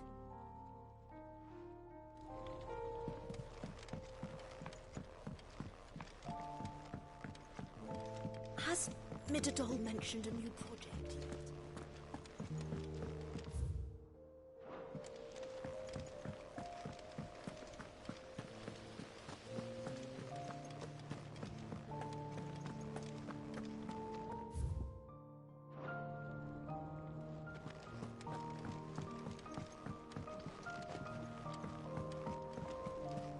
Miss Shirley says your books made quite an impression on the children.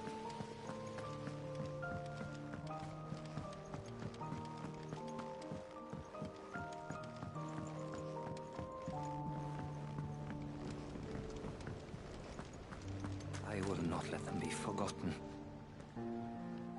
Cid, may I have a moment? Of course. It is an honor to finally speak with you. My name is Herman.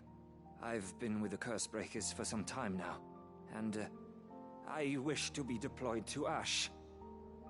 Any assignment will do. No. The lands across the Narrow are too dangerous. I will not send good men and women to risk their lives needlessly. Why would you want to go back? I need to retrieve something. Something important.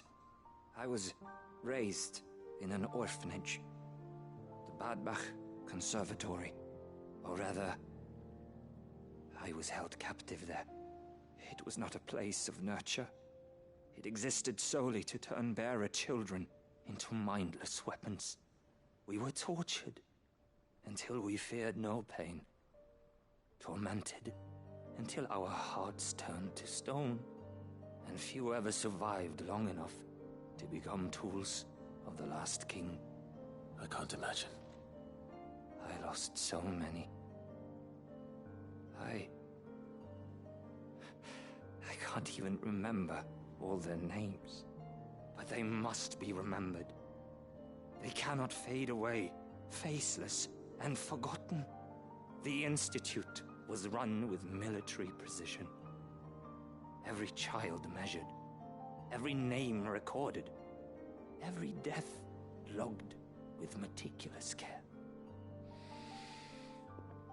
Cid, allow me to travel to Ash and recover the registry so that my brothers and sisters might live on.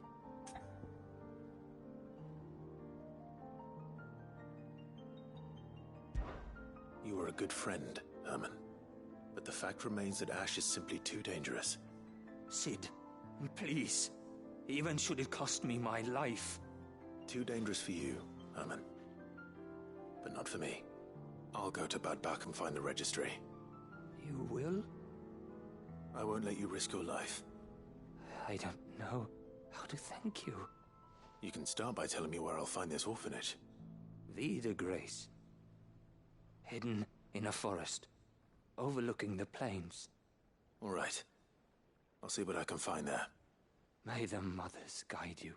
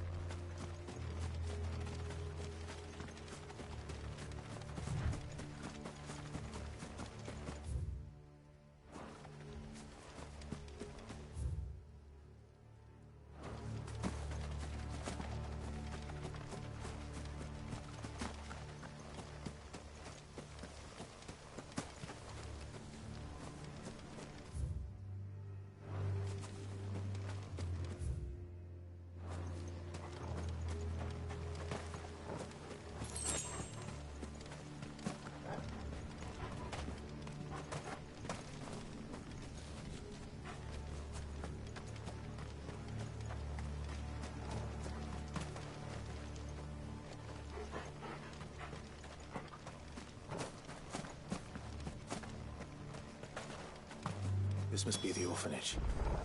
Hopefully the registry is still here.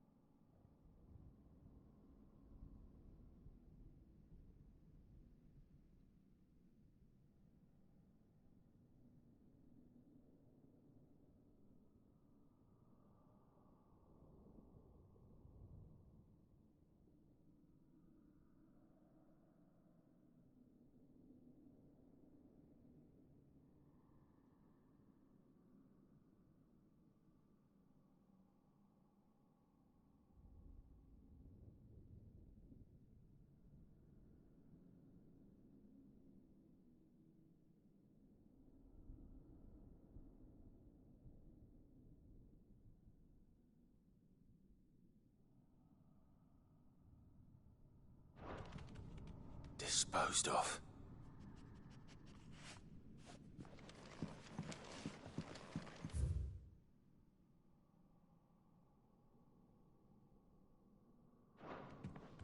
Conditioning. This is nothing short of torture. Herman wasn't exaggerating. It's a wonder he survived this place. I need to find that registry.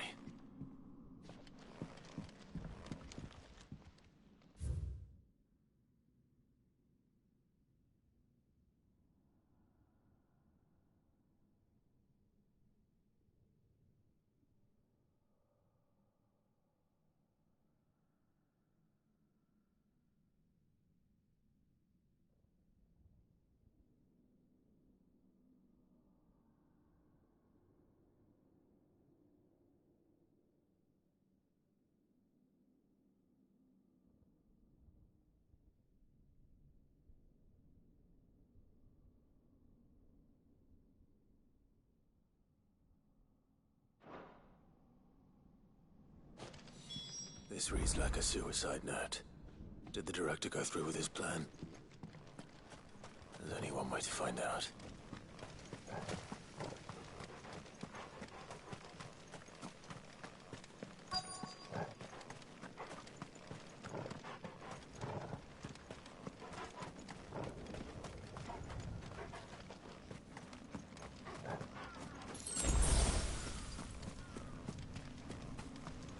Forked white tree. This must be the place.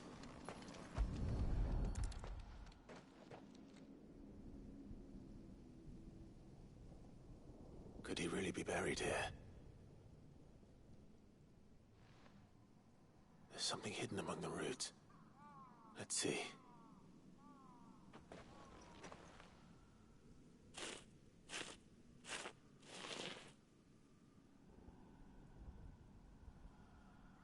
This must be the registry.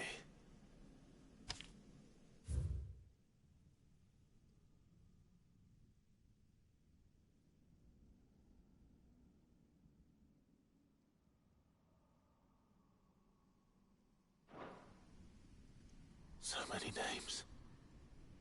This place was a slaughterhouse. But where is the architect of all this misery?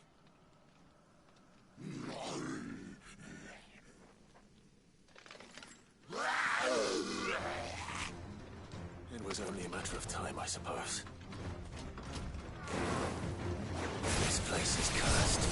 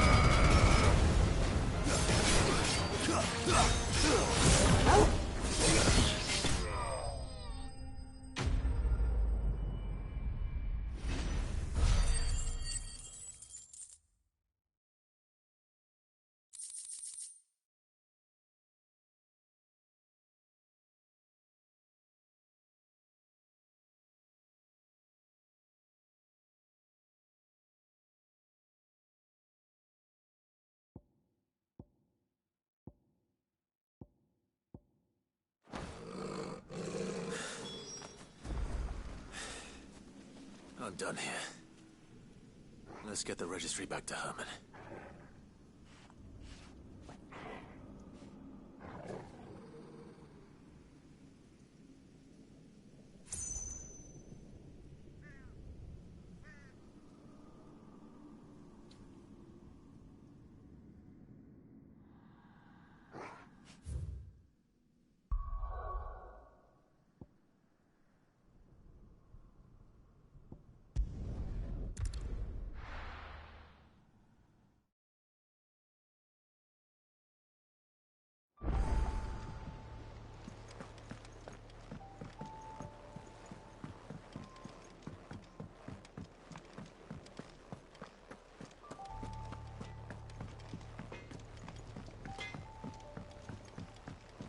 Say what you will.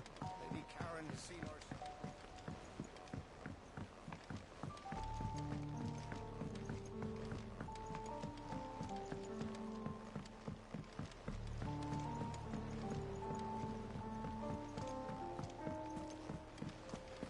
Do you think Sid will tell us about his adventures in Ash?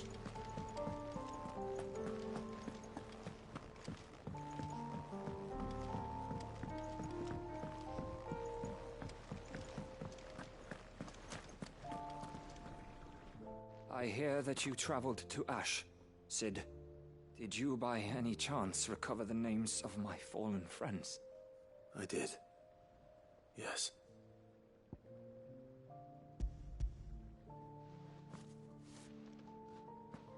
If I may, the bearer registry.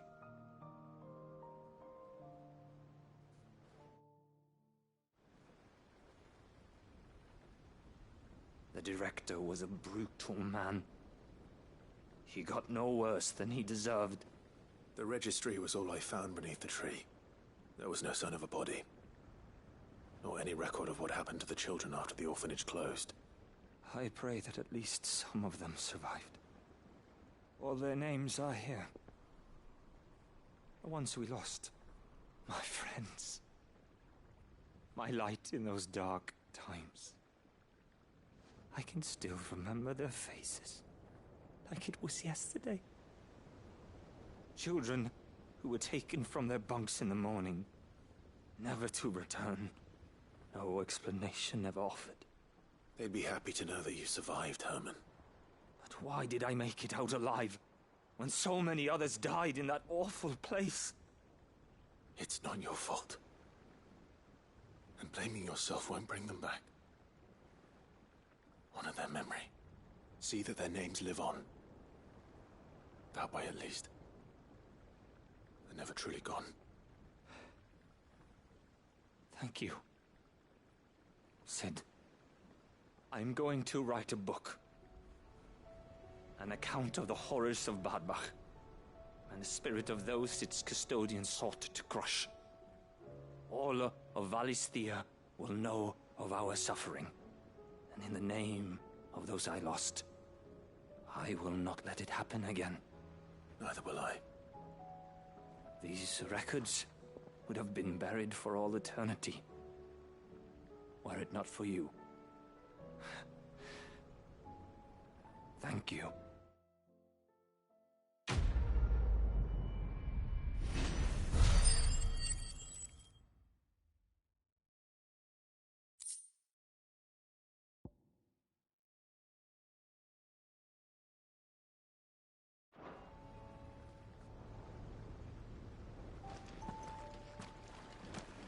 Do you suppose it's magic keeping the thing afloat? So, there's a new mother.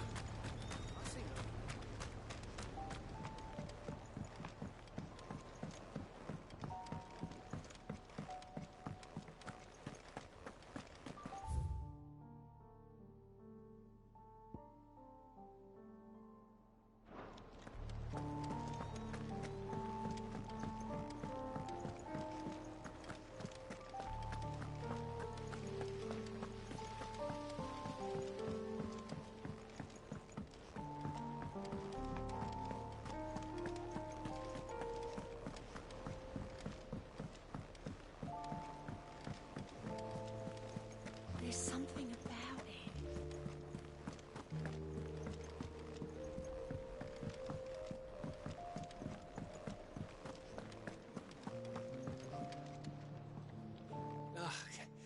You alright? About that.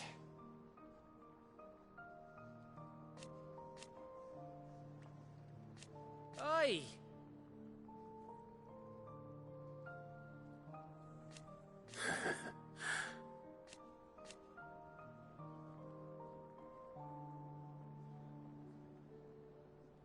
Let's see.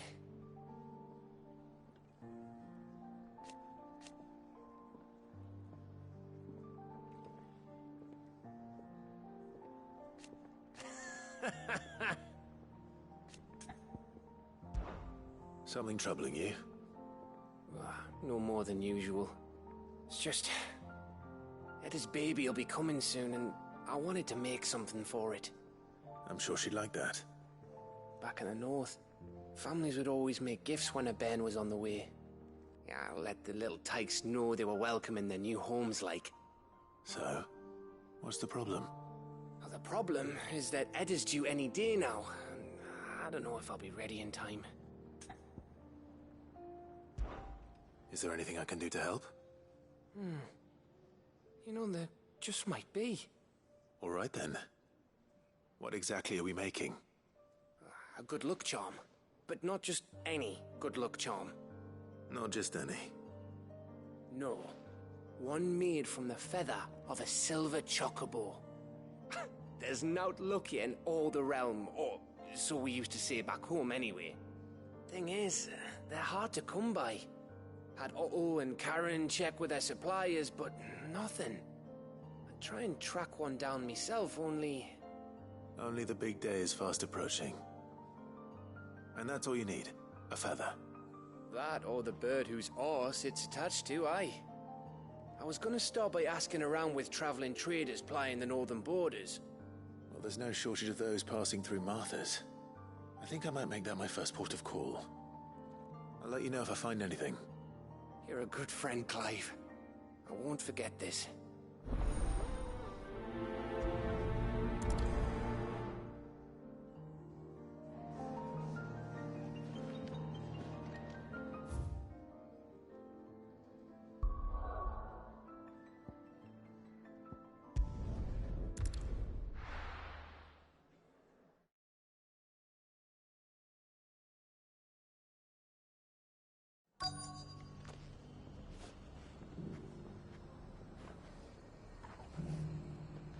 Let's hope one of the merchants here has what Gav needs. Excuse me. I'm looking for something. Oh, well, then I'm your man. A silver chocobo feather. Oh, or maybe not. Though you're not the first to mention the bird around here. There was a man stopped by the rest not long ago claiming he was attacked by a silver chocobo. Near some guide hovel not far from Eastpool. Most took him for a braggart and a liar, but who knows? Perhaps there was some truth to his tale. We'll see. Thank you.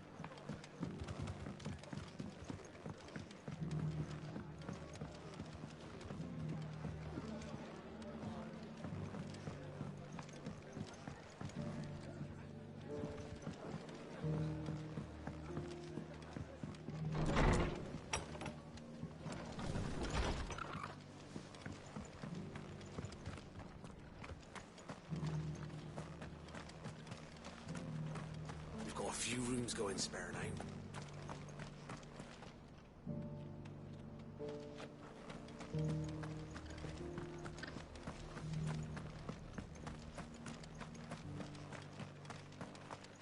I'll build a barricade so sturdy, even a bandicoot.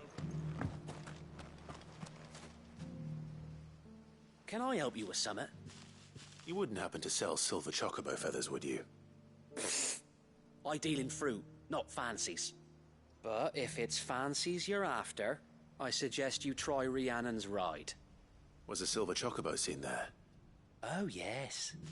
If you believe the ravings of a madman. It wouldn't be the first time.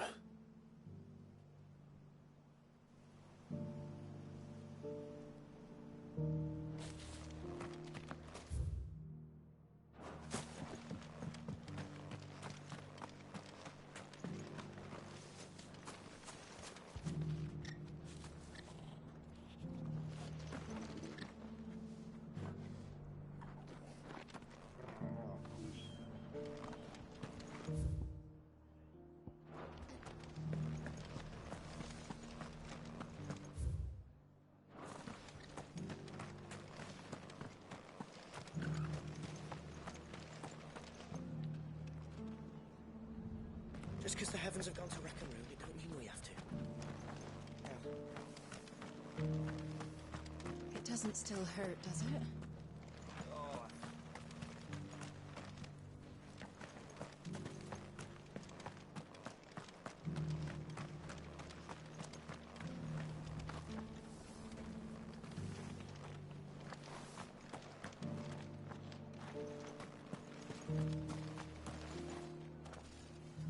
How do, traveller? You've the look of a man who could do with a new whetstone. Or perhaps a bawdy etching of the Vicerine. Maybe another time. I'm looking for a silver chocobo feather. If that's the case, rumours are all you're likely to find. No one has seen a silver chocobo for years. Word is they were all hunted for their feathers. Some northern nonsense about bringing good luck. Didn't bring them much, nor their bows. If any are still out there, I reckon they'll be doing their damnedest not to be discovered. You're probably right.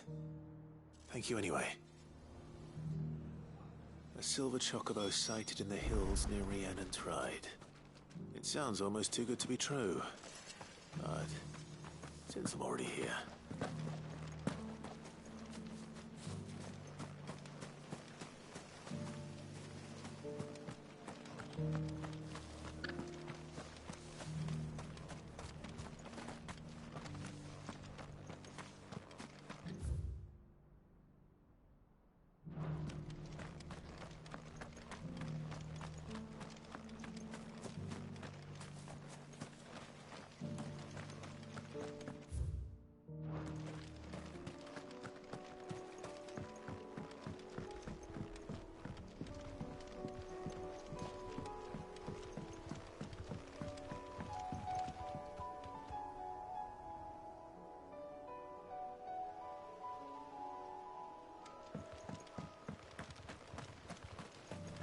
Make out a plumbing thing.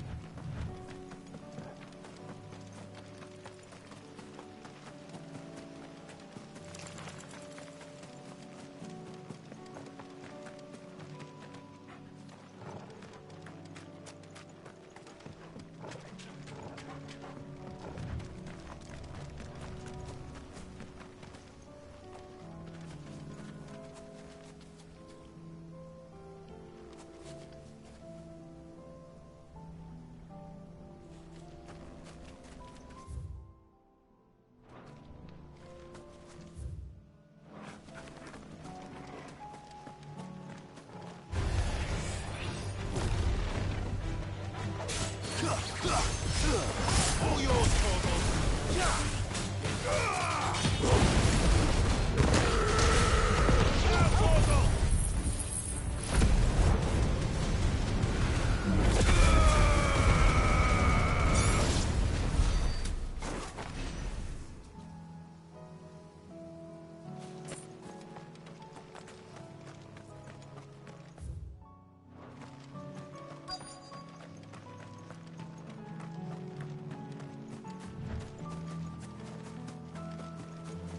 tracks. They're not left by bandits for a change.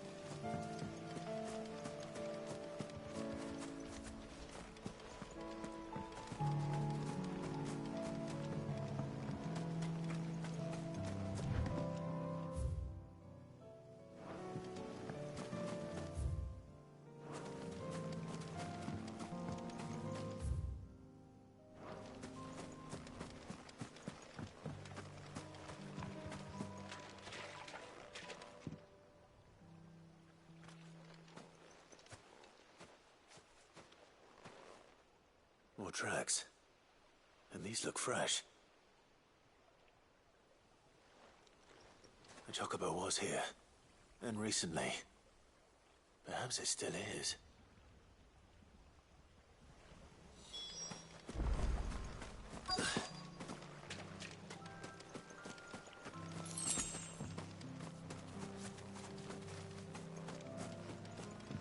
I don't hear anything.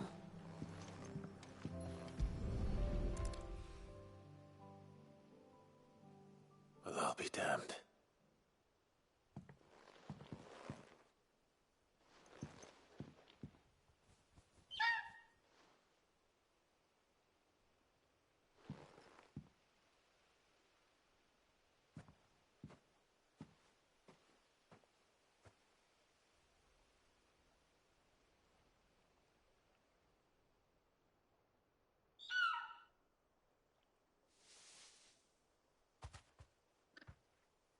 It's all right. I'm not going to hurt you. Just borrowing a feather for my friend.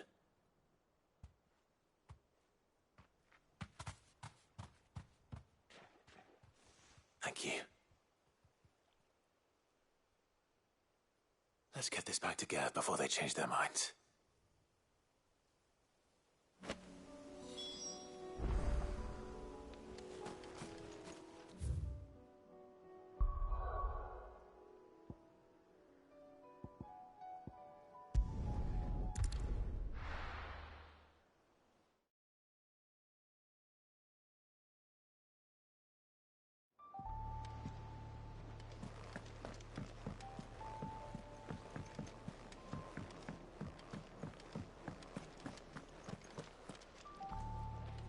It was no trouble at all.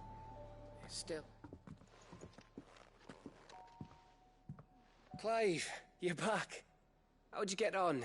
Any luck? Any luck, you say?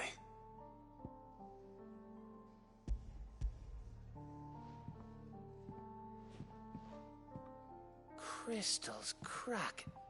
Is this what I think it is? Where in the hell did you find it? It's a long story.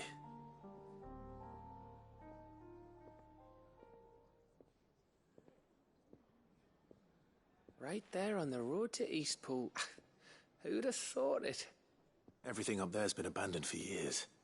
The empty cabin made for the perfect shelter. Though I fear my presence may have forced the poor creatures to look elsewhere. Don't blame yourself, Clive. The Blight's right on Eastpool's doorstep. They'd have had to move on before long. Even if you hadn't have turned up. They'll find a new home. Trust me. After all, that's what us endangered animals do. Anyway, what matters is, you managed to nick us one of their quills before they could run off. And now all that's left is to fix it to the carving. I didn't know you could carve. Reckon there's a lot you don't know about me. Like the fact I'm as good with a whittling knife as I am with a sword. And that bone Ember gave me's a dream to work with. What did you say it was from again? An Avis? But it weren't your Avis, Sid. I slew one of my own at last. So all those long nights in the pit finally bore fruit. I'm proud of you, Ember. Don't speak too soon. I ain't done my trial yet. There we go.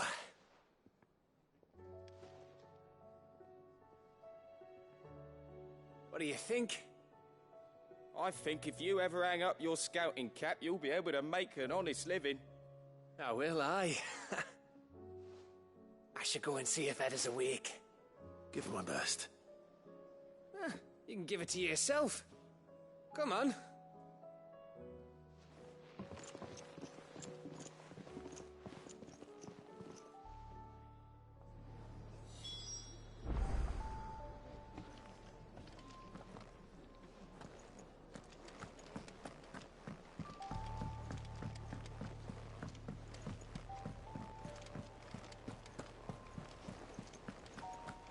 There's something about it.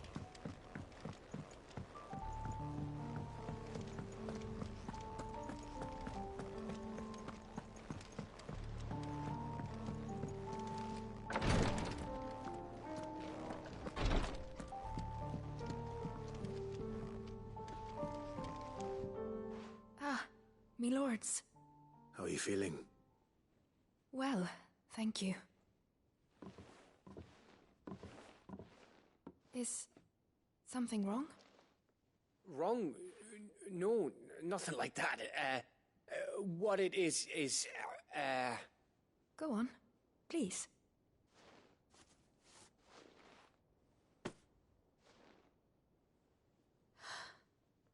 It's beautiful. Did you make it? We did. It's from all of us here at the Hideaway. Your new family, like. It's a good luck charm. We may come up north when a band's on the way. I mean a baby. To let him know that they're part of the family too. Oh, I hope you like it. I don't know what to say. I thank you, me lords, for everything.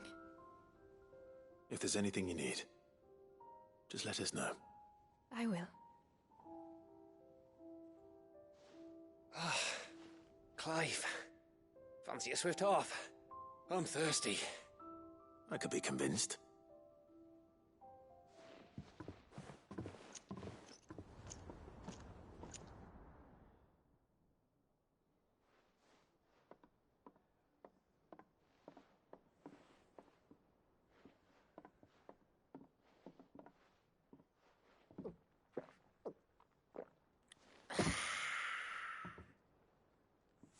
Don't you think you've had enough? Oh, we're celebrating. I'm gonna be a father. I think Edda might have something to say about that. You know what I mean. Bit of light in these dark times.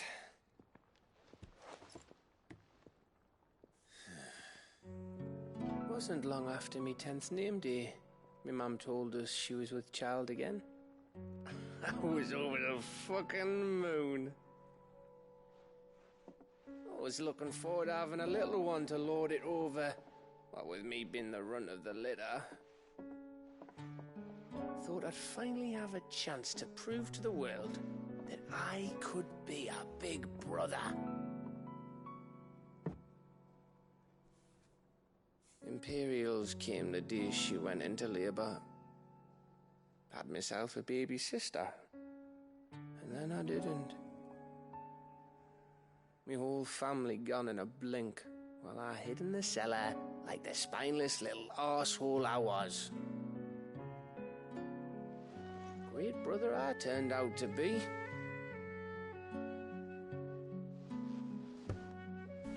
I'll never be a leader. And I'll never be a hero. I'm just a daft little dog who comes running when his master calls. I'll never be like you, or Sid, or Jill, or even Torgal. Have you finished? Maybe.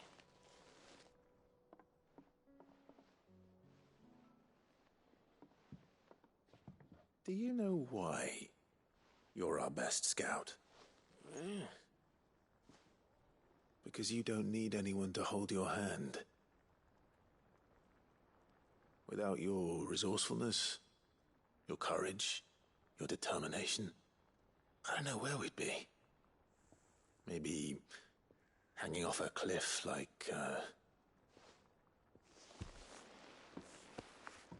That was only the once. Exactly. You learned from it.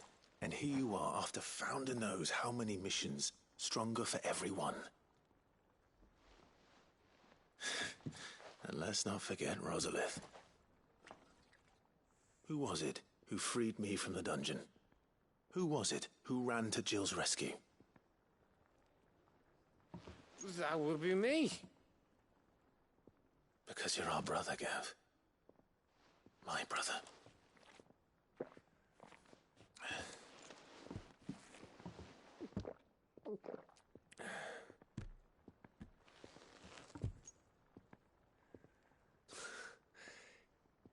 Your brother.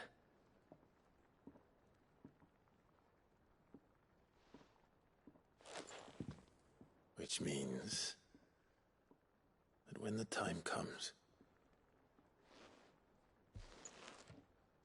I get your room. And your sword.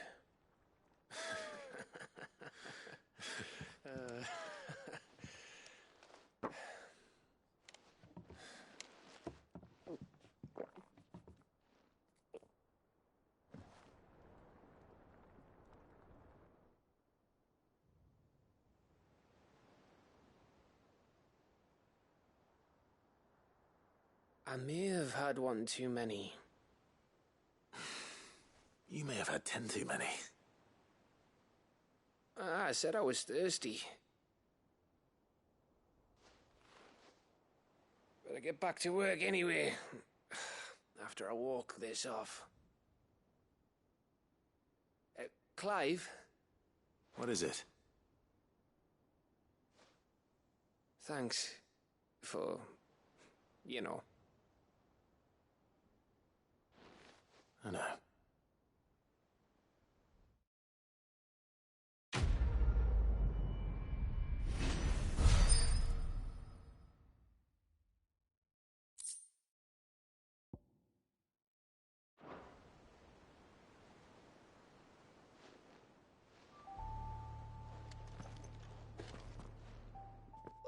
One of these days.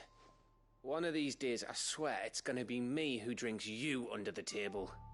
If by under the table you mean retching on my boots half the night, I reckon one of those days was yesterday. Ha ha, you think you're so funny. But just wait till we crack open the bottle I left in your chambers. That stuff's strong enough to burn the horns off a behemoth. Sounds like I'll be needing some new boots.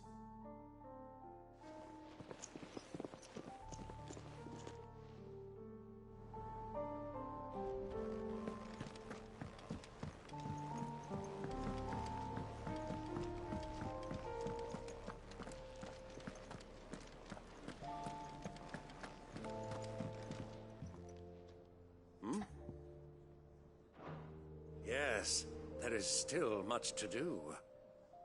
Hmm?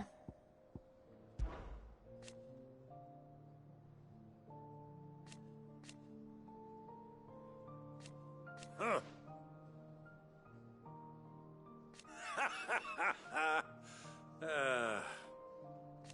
Thank you, Uncle. As for down here...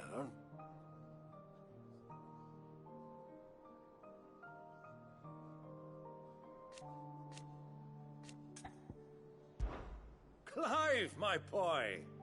Rutherford informs me that we owe you our thanks. Hadn't intended for you to get involved, but such are the times we live in, huh? I would have done the same for anyone else. You're far too modest, Clive. You'd make a terrible nobleman. But tell me, is the realm truly in as dire a state as Rutherford suggests? From what little I saw, you were right to be worried. I suppose I should have expected the worst. But I was rather hoping the great and good of the realm might have things a little more under control. Alas, it seems that firm leadership is in short supply these days, and without it, the people are bound to lose their way. We must move quickly. But where do we start? True, the challenges that face us are many. But in my estimation, there are two key areas to be addressed before any other. The realm's armies and her larders. As you've seen firsthand, it's every man and woman for themselves out there.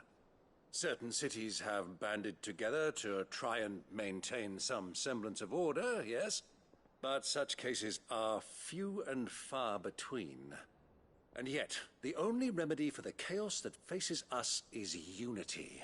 A unity that transcends even the borders laid down by our ancestors. In short, if Storm does not stand together, she will fall apart. But how would one even begin to unite the realm? The armies, my boy. As I told you already, we begin by restoring order among the ranks of those sworn to maintain it. Sadly, I doubt I could convince even the lowliest gaggle of privates to dig a latrine together. But I do know someone the High Commanders have been known to listen to on occasion. Field Marshal Eugen Havel. I thought he was retired. He was, until an Akashic army tore through Randalar and killed most of the rank and file. There is no man alive more capable. Literally. And as luck would have it, I've already spoken with him on the matter. Of course you have. And he's agreed to help. On one condition. That he first speaks with you personally.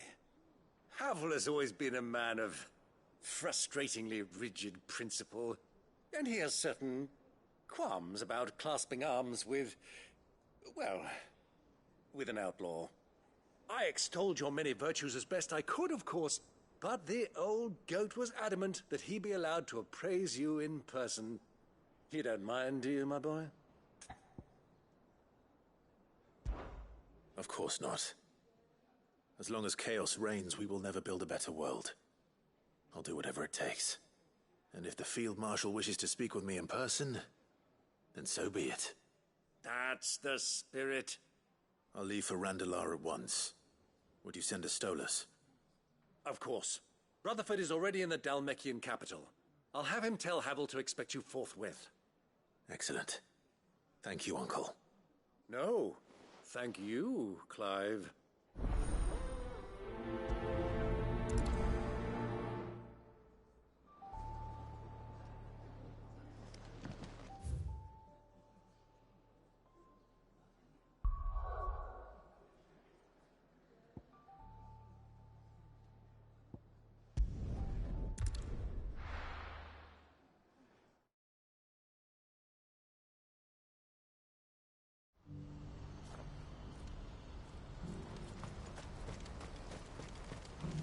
Well met.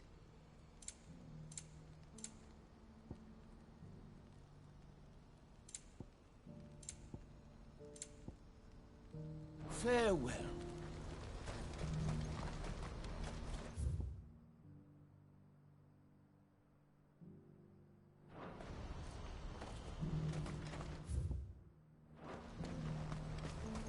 Do you see that too?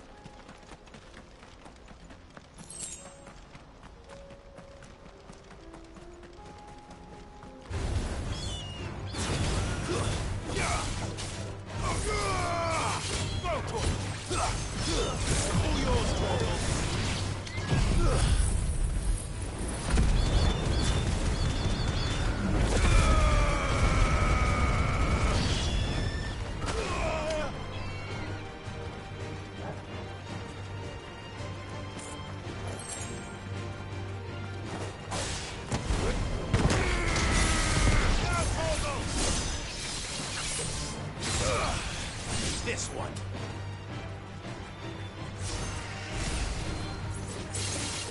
Second. Go, Torgal. All yours, Torgal.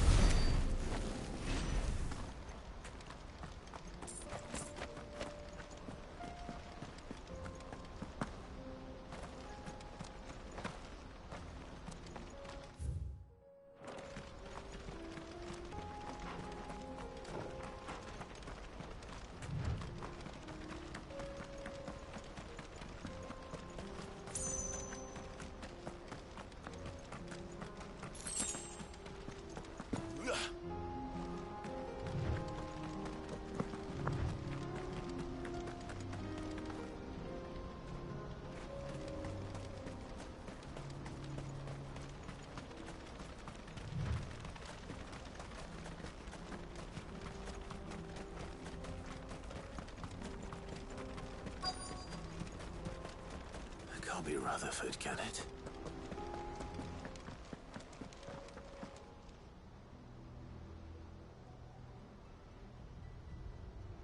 Turncoats and cowards, the lot of you! If it's a fight you want, it's a fight you shall have!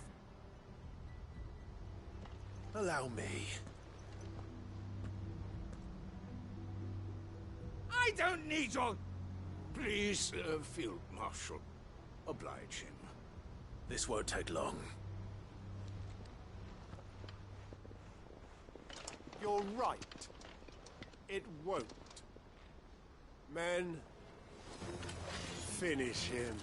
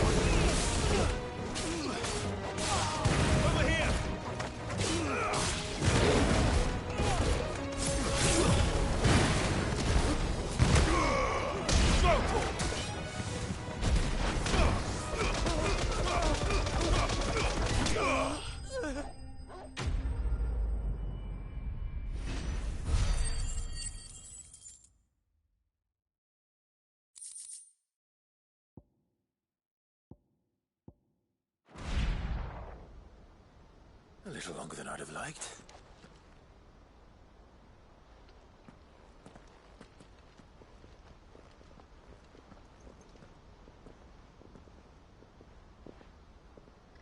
Field Marshal Havel, I presume. Are either of you injured? No, my lord. You arrived just as our escort turned on us.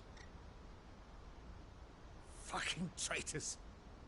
I'd heard reports of soldiers in the outlying regions abandoning the oaths they swore.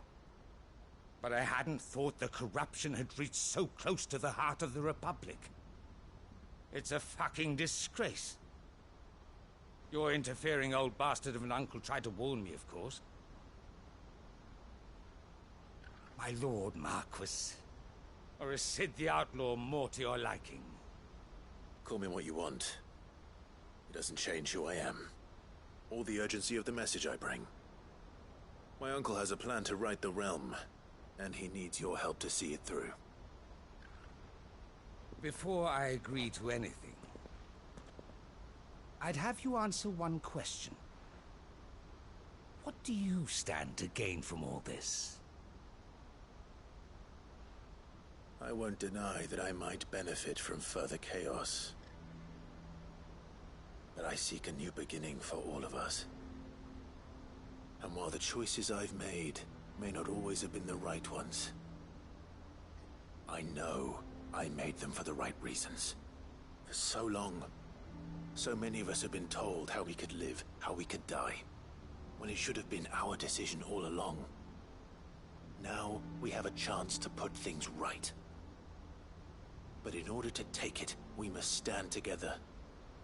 Even if it be beside those with whom we don't see eye to eye.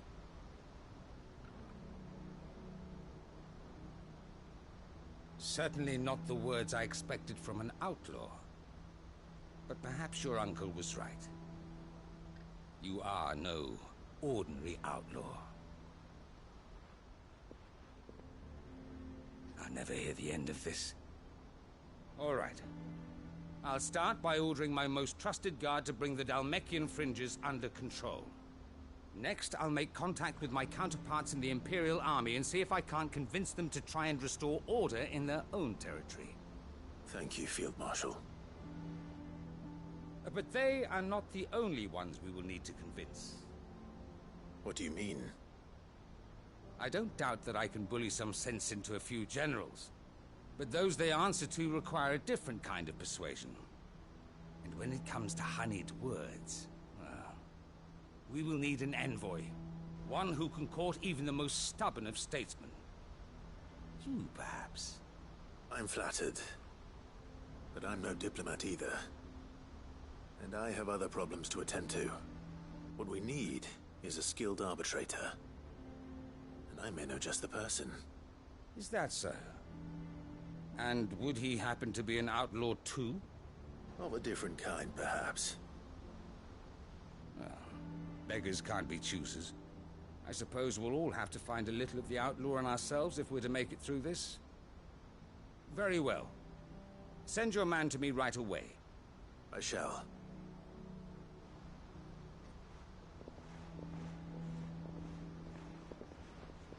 My Lord Marquis. Your Lord Uncle bade me escort the Field Marshal to his manor in Port Isolde. And I will see that my associate joins you there. Very good, my lord.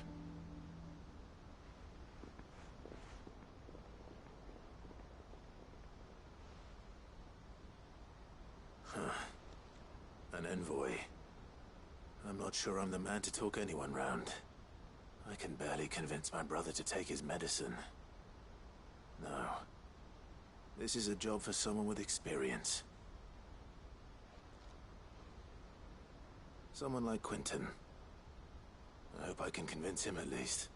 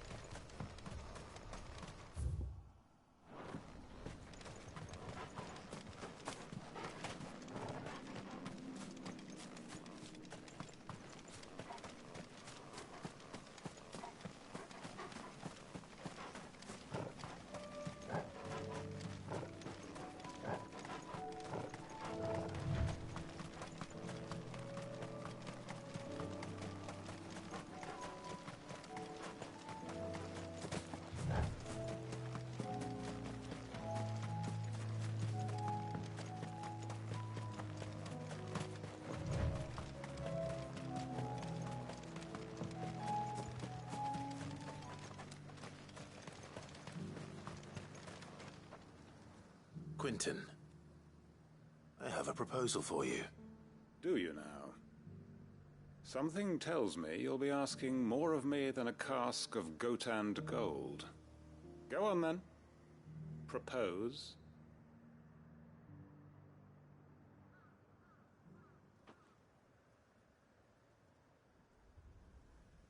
You'd have me convince the chiefs and chamberlains of the realm that they should simply swallow their pride and do the one thing that has proved impossible for thousands of years. Was there anything else? Perhaps I can fetch you a meat pie as well. I know it's a lot to ask, but I can think of none better suited to the role. And you'd have me give up what little I have left to do it. I told you, Clive. The people of Lostwing are my family, and I cannot abandon them. You'll have to find someone else. I'm sorry to hear that. So am I. And why might that be? What he's asking. How's it any different to what you've done so far? They want you to speak for those who can't speak for themselves. That's what you do best. If it's the vineyard you're worried about, we'll see that the grapes are picked and the tons filled. You know we will. It's not that. Then what is it? You said yourself we're family. Don't you trust us? You know that's not what I'm... Then what are you saying? That only we are worth saving? Why turn your back on everyone else? You convinced us we could build new lives for ourselves, and if you can do that, who's to say you couldn't convince the entire realm? A stirring argument. I fear that any rejoinder I make might fall somewhat flat by comparison. So you'll join us? Where do you need me? Field Marshal Havel will want to speak with you in person. He's currently in Port Isolde. I can arrange for a party of Cursebreakers to accompany you there. That would be very much appreciated. I hear the roads are far from safe these days. Hopefully not for long. My uncle will want to know that his plan is taking shape.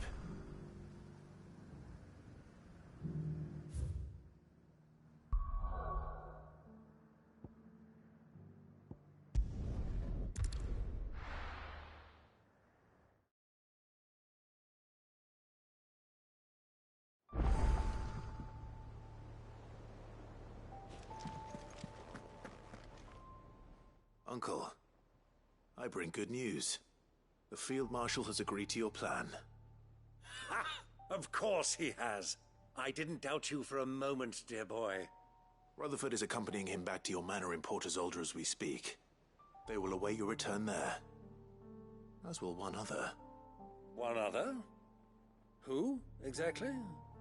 Lord Havel was concerned that even if he could get the realm's armies to agree to an accord, he might not be as successful in convincing those with political power. He asked if I might have a solution, and I suggested a certain Imperial Lord Magistrate turned Liberator. One of your co-conspirators? Master Quinton would probably call me one of his, but yes. Another outlaw, then. Just the thing we need to put these rotten politicos in their places. Good thinking, Clive. I'm glad you approve. The more the merrier, eh? Uncle, assuming Havel and Quinton can solve our problem with the armies, you still haven't mentioned how we might manage the grain shortages. Oh, don't you worry, my boy. The 7 high houses will be seeing to that. They have all agreed to make the most generous of donations. Oh, of course, it did take a little persuasion. But luckily I had some unexpected help. From who? Why, you, my boy. Rumor has it that you rescued the Lady Ariane's head steward Rockford from a horde of bloodthirsty bandits. It was more of a handful. Well, the old battle-axe was so pleased. She had a shipload of talents delivered to my private docks by the next new moon. And when the other houses saw the parsimonious old crone's purse strings finally loosen, they as good as tripped over themselves in the rush to follow suit. I'm happy to hear it. Now, I must be getting back to the manor. Join us there at your earliest convenience, would you? Of course, Uncle.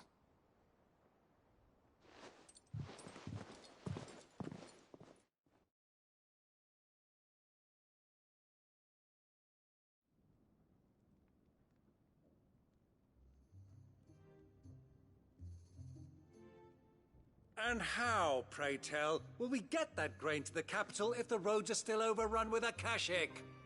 You'll find another bloody road. I only have so many men, and I'm not about to send them headlong into an ether flood. That is, unless you'd have them turn as well. Well, I'd certainly eat less. Says the man with a belly bigger than a band of curls. My soldiers actually need their rations. Without any food to keep them going, they'll be dead even before you've sent them on your fool's errand. If I may, gentlemen, perhaps I might suggest an alternative approach. Though supply routes are indeed disrupted, there is no shortage of ships. Indeed, they bob away in every bay from here to Randalar, awaiting a safe haven. Allow them to make port and fill their bellies full of grain. And once those who crowd the cities are fed, ferry the displaced back to the countryside to work the fallow fields.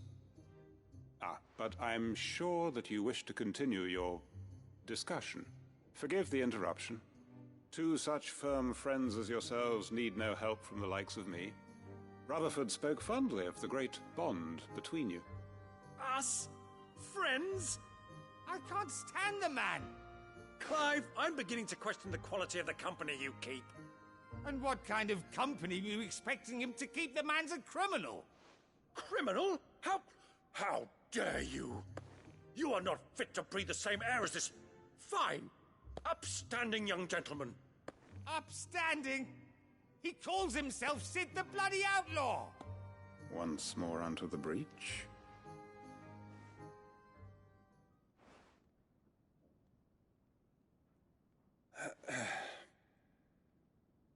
Shall we begin again?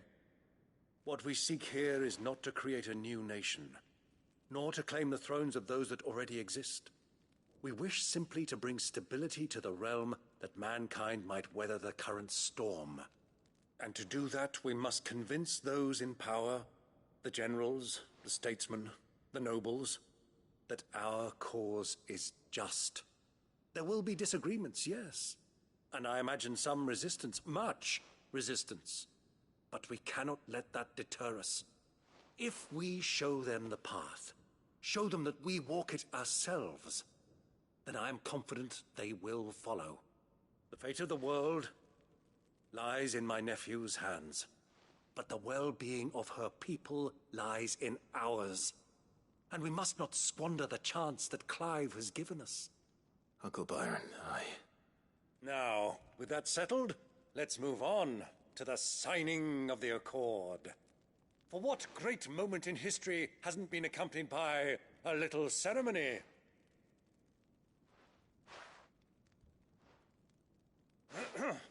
Citizens of Valisthea, I present to you the Triunity. Rutherford, Mike Will.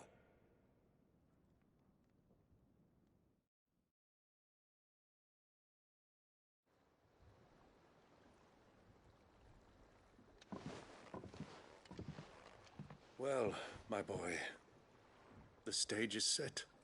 That it is. This is the role you were born for. Now I ask only that you trust in the talents of your supporting cast. We shall play our parts to the best of our abilities, that you might have the opportunity to shine. The realm needs its Sir Crandall. And there is no better Crandall than you, Clive. I want you to keep this signed accord as proof of our faith in you. I will. Thank you, Uncle.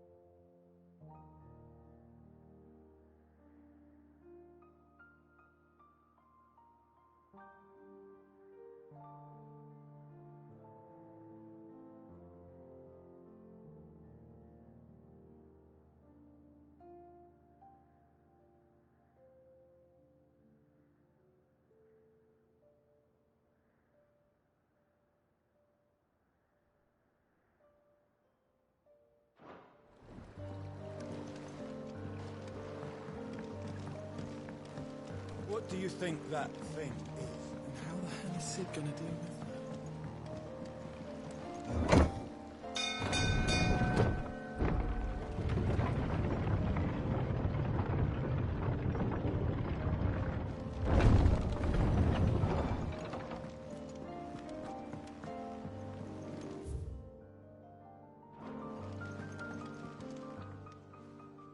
Ah, Clive. This is it then, brother.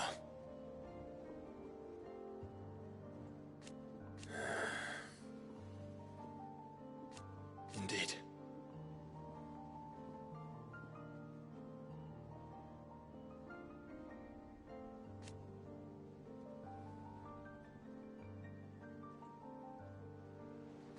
You're wrong.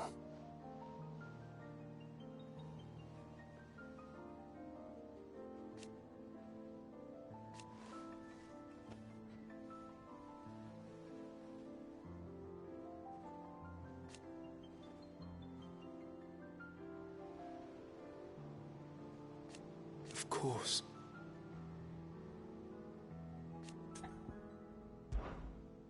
Joshua, what's wrong? And don't say nothing. It's not nothing. I've received word from Cyril. The Undying have found Father's will, or something akin to it. His will? How? Where?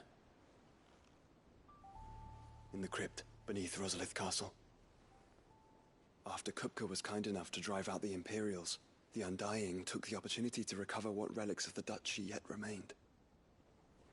And in the process of doing so, they found a letter from Father. I'm surprised anything survived down there.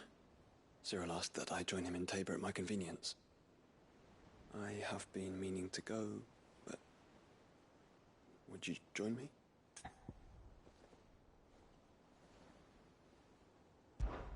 Of course. I want to know what's in that letter as much as you do. Very well. I'm ready to leave when you are.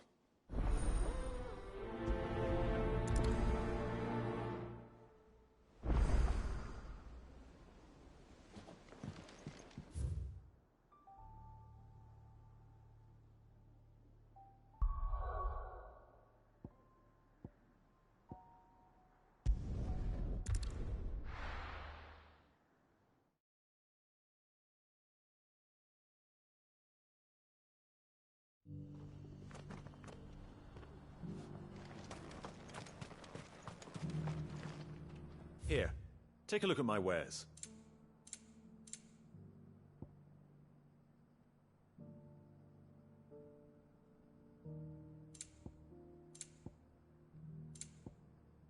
Go safely.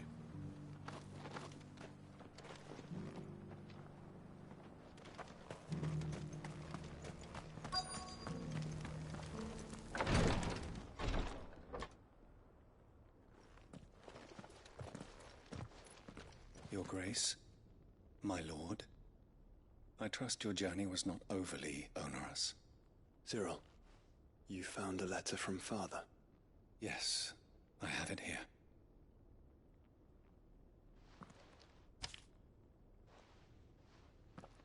If you would do us the honor, my lord.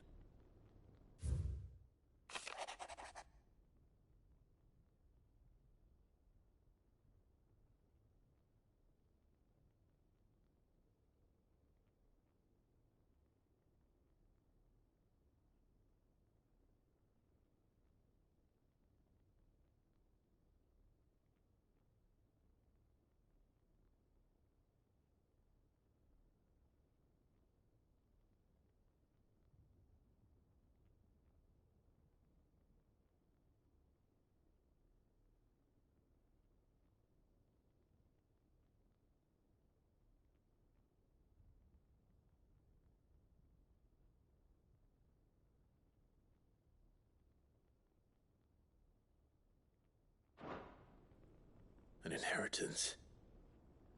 It would seem the late Archduke penned this missive shortly before his passing. The day before we left for Phoenix Gate. What are these plans he spoke of? His plans for the Duchy, Your Grace. Your father entrusted them to my predecessor, the former bearer of the Burning Quill, who entrusted them in turn to me. The complete emancipation of bearers is their stated aim. But your father's dream did not end there. His Grace also spoke of building hospices to care for those stricken by the curse, and the founding of a new university to further the development of non-magical technologies. With the blight spreading ever more widely across the Twins, Archduke Elwyn saw this as the only means of securing Rosaria's survival. He wished to see men and bearers treated as equals. To see centuries of common wisdom overturned. Small wonder he did not think it achievable within his lifetime. But he thought it achievable nonetheless. Had he not, he would never have written this message. Nor would he have entrusted his vision to his most faithful aides, those who would have stood with you, shielded you from the machinations of the less benevolent personages at court. It's a pity only they are still with us. 'Tis true that those most loyal to your father were the first to suffer the Duchess's wrath. But one at least remains, and she has come bearing gifts. What do you mean? Mayhap it is better that she explain, my lord. After all, the duties entrusted to me by my predecessor extended only to recovering His Grace's will and arranging a meeting with the one who might execute it, or a part of it at least. And where is this woman? She awaits you in the archive, Your Grace. Thank you, Cyril. Shall we then?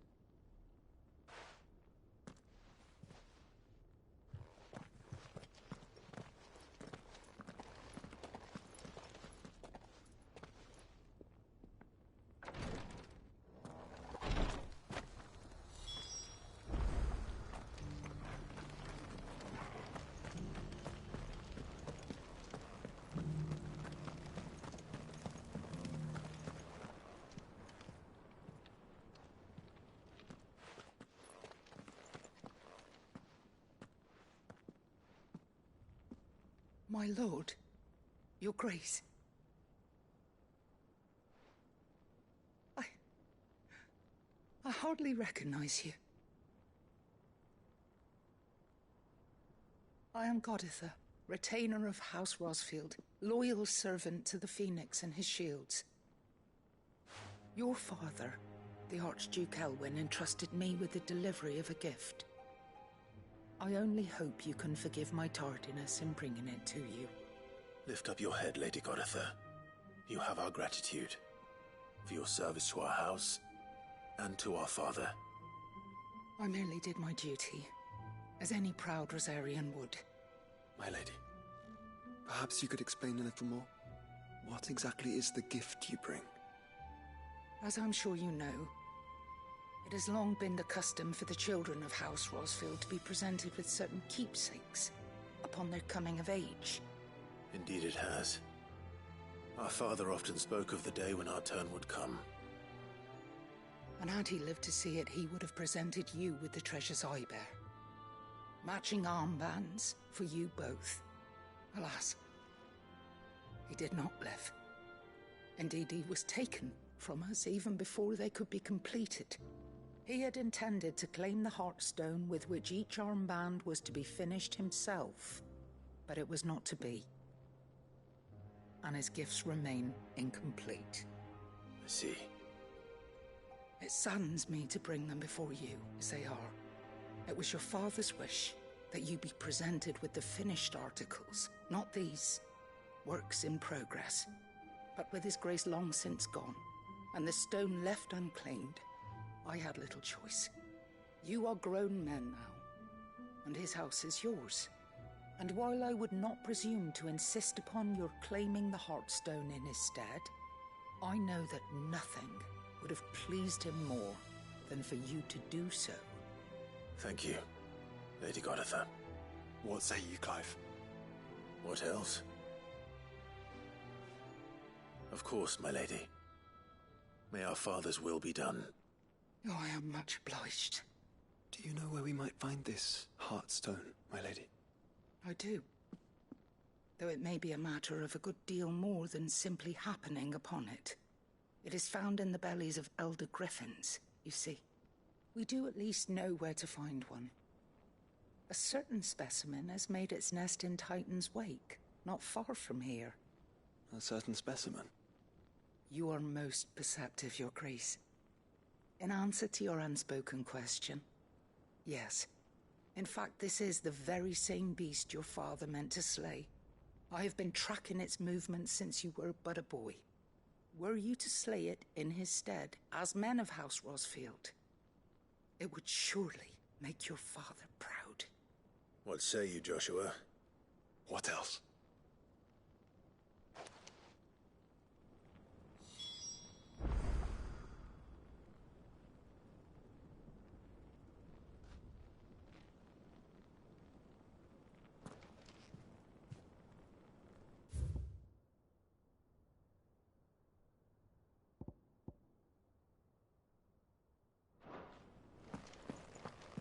Titan's Wake is to the south of here. But we must not be hasty. The good lady has been disappointed. It's already.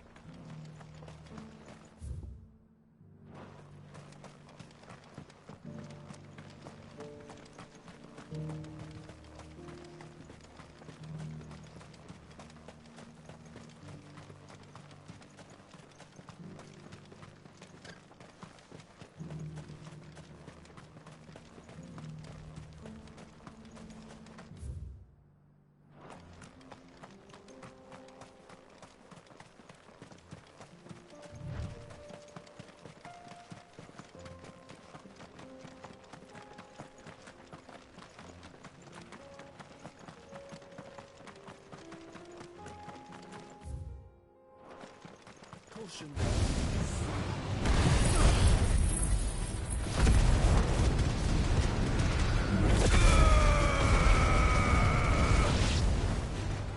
Get him! Sick him! It's all yours, Tormund!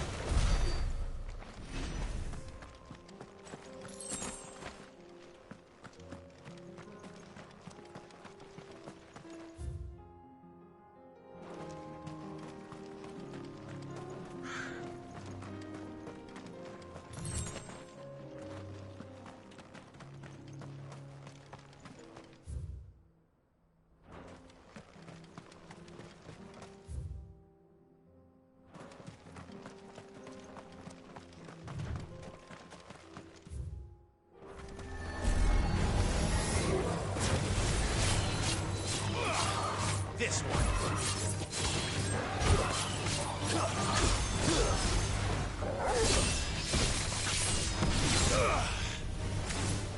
Get him. Go, Tormund. This one. Stick him.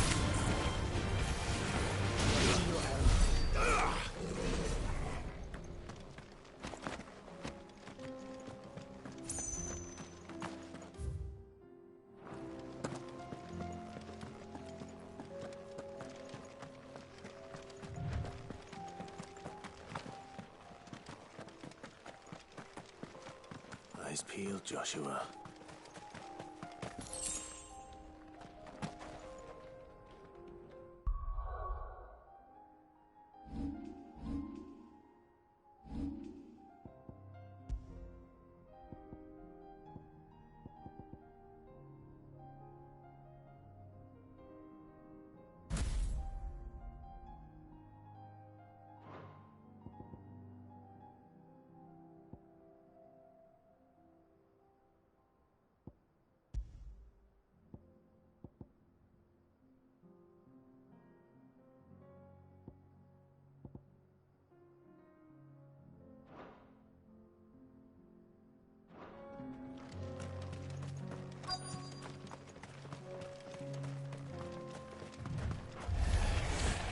There it is.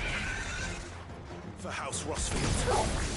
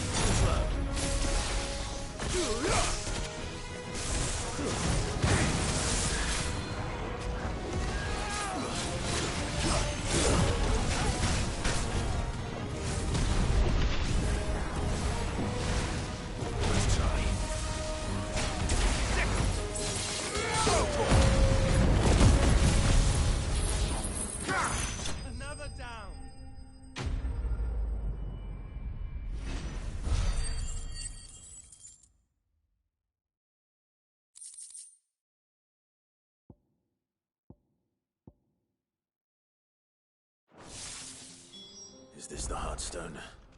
I expect Lady Goditha will know.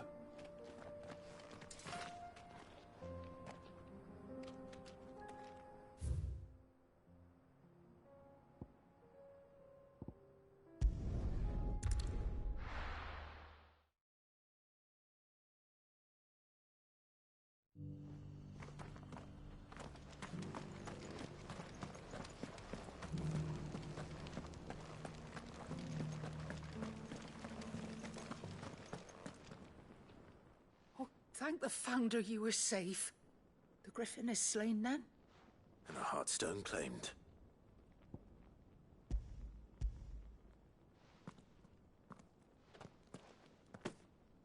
Yes. This radiant luster, like frozen flame. It is just as your father described it. Thank you, my lord. Your Grace. Your father would be so proud.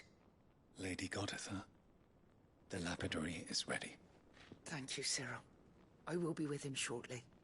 If you would excuse me, I shall have the stone cut and set forthwith.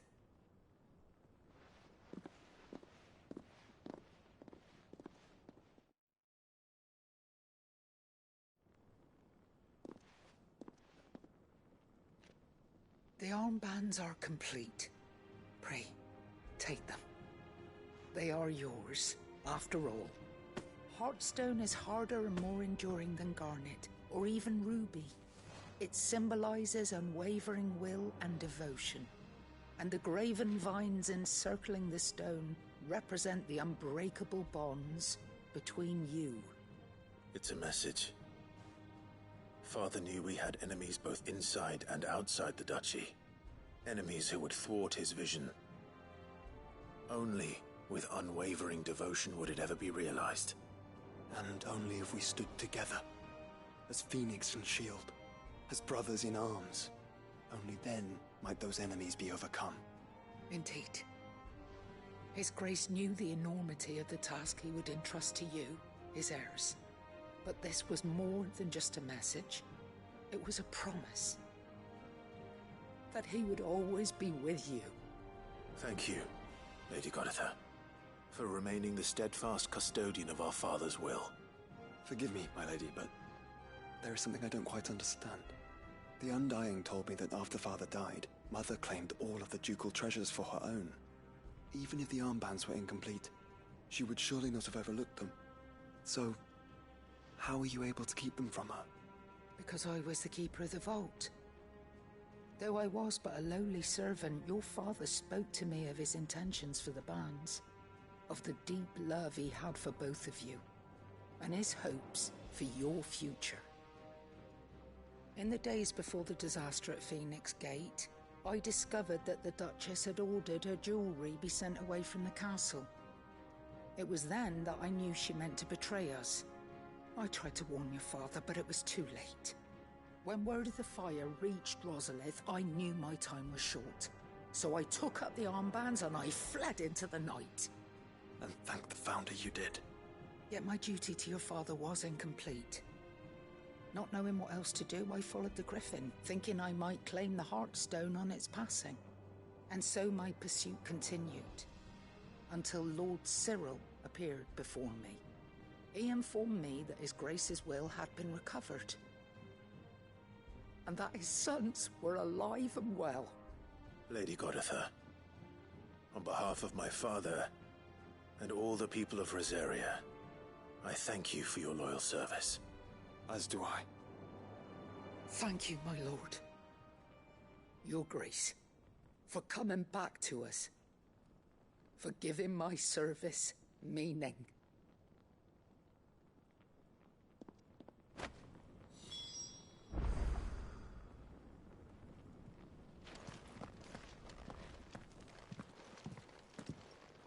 The bands suit you well. It must be gratifying to finally receive the inheritance that was denied you for so long. It is. And we thank you for the part you played, Cyril. If you would permit me to play my part a little longer, might I suggest that you make your way to your father's memorial atop Hawk's Cry Cliff? Let him see that you have received his blessing, and that his vision lives on in you. I suppose it would be churlish not to. What do you say, Clive? Should we pay Father a visit? I think we should. I was hoping to be able to offer him my thanks before we left for Origin. Your father's helm is enshrined there. It has been since the day we recovered it from Phoenix Gate. I prithee claim it, for it too is a part of your inheritance, and I do not doubt that your father would prefer it in your hands than perched upon some lonely rock. Thank you, Cyril.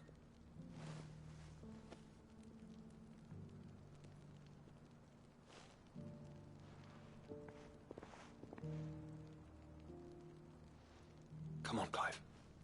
He's waiting.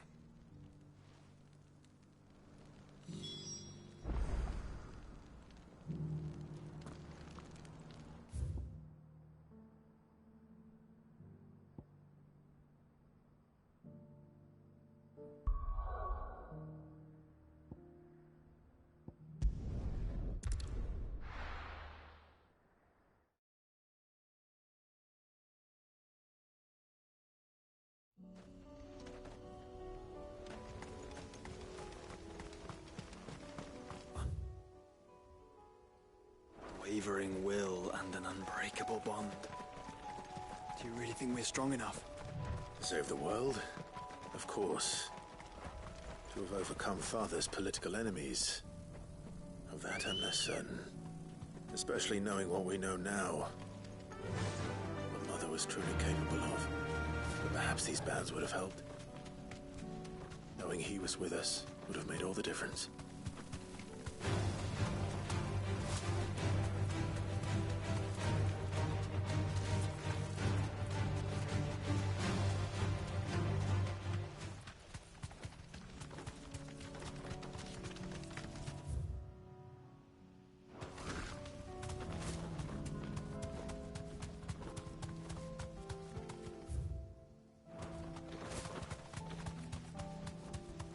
It's just back there.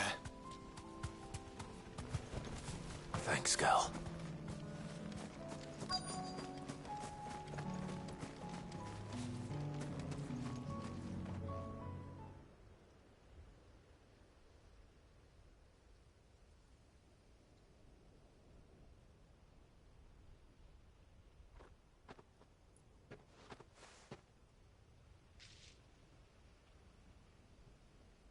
Father always fought for what he believed was right.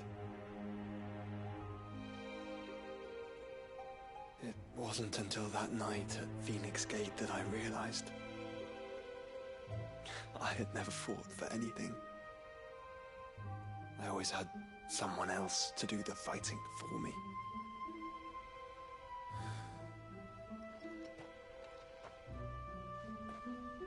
No matter how fate conspired against him, he never lost heart, never looked back, never stopped fighting. To me, he was the greatest of men. And I've been trying to live up to his ideals ever since.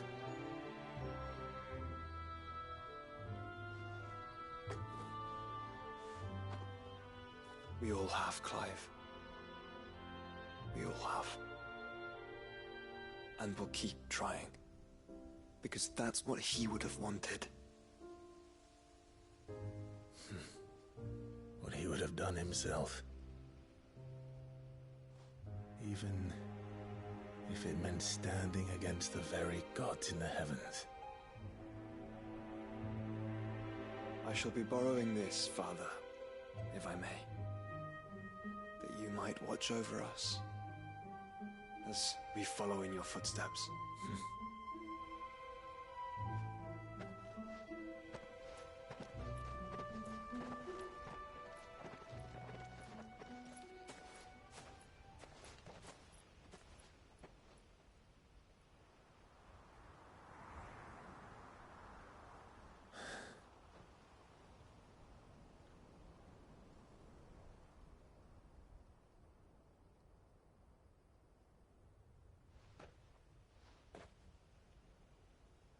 We won't lay you down.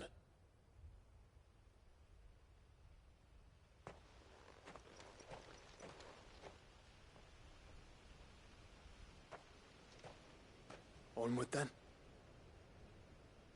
Onward. To the end. And to a new beginning.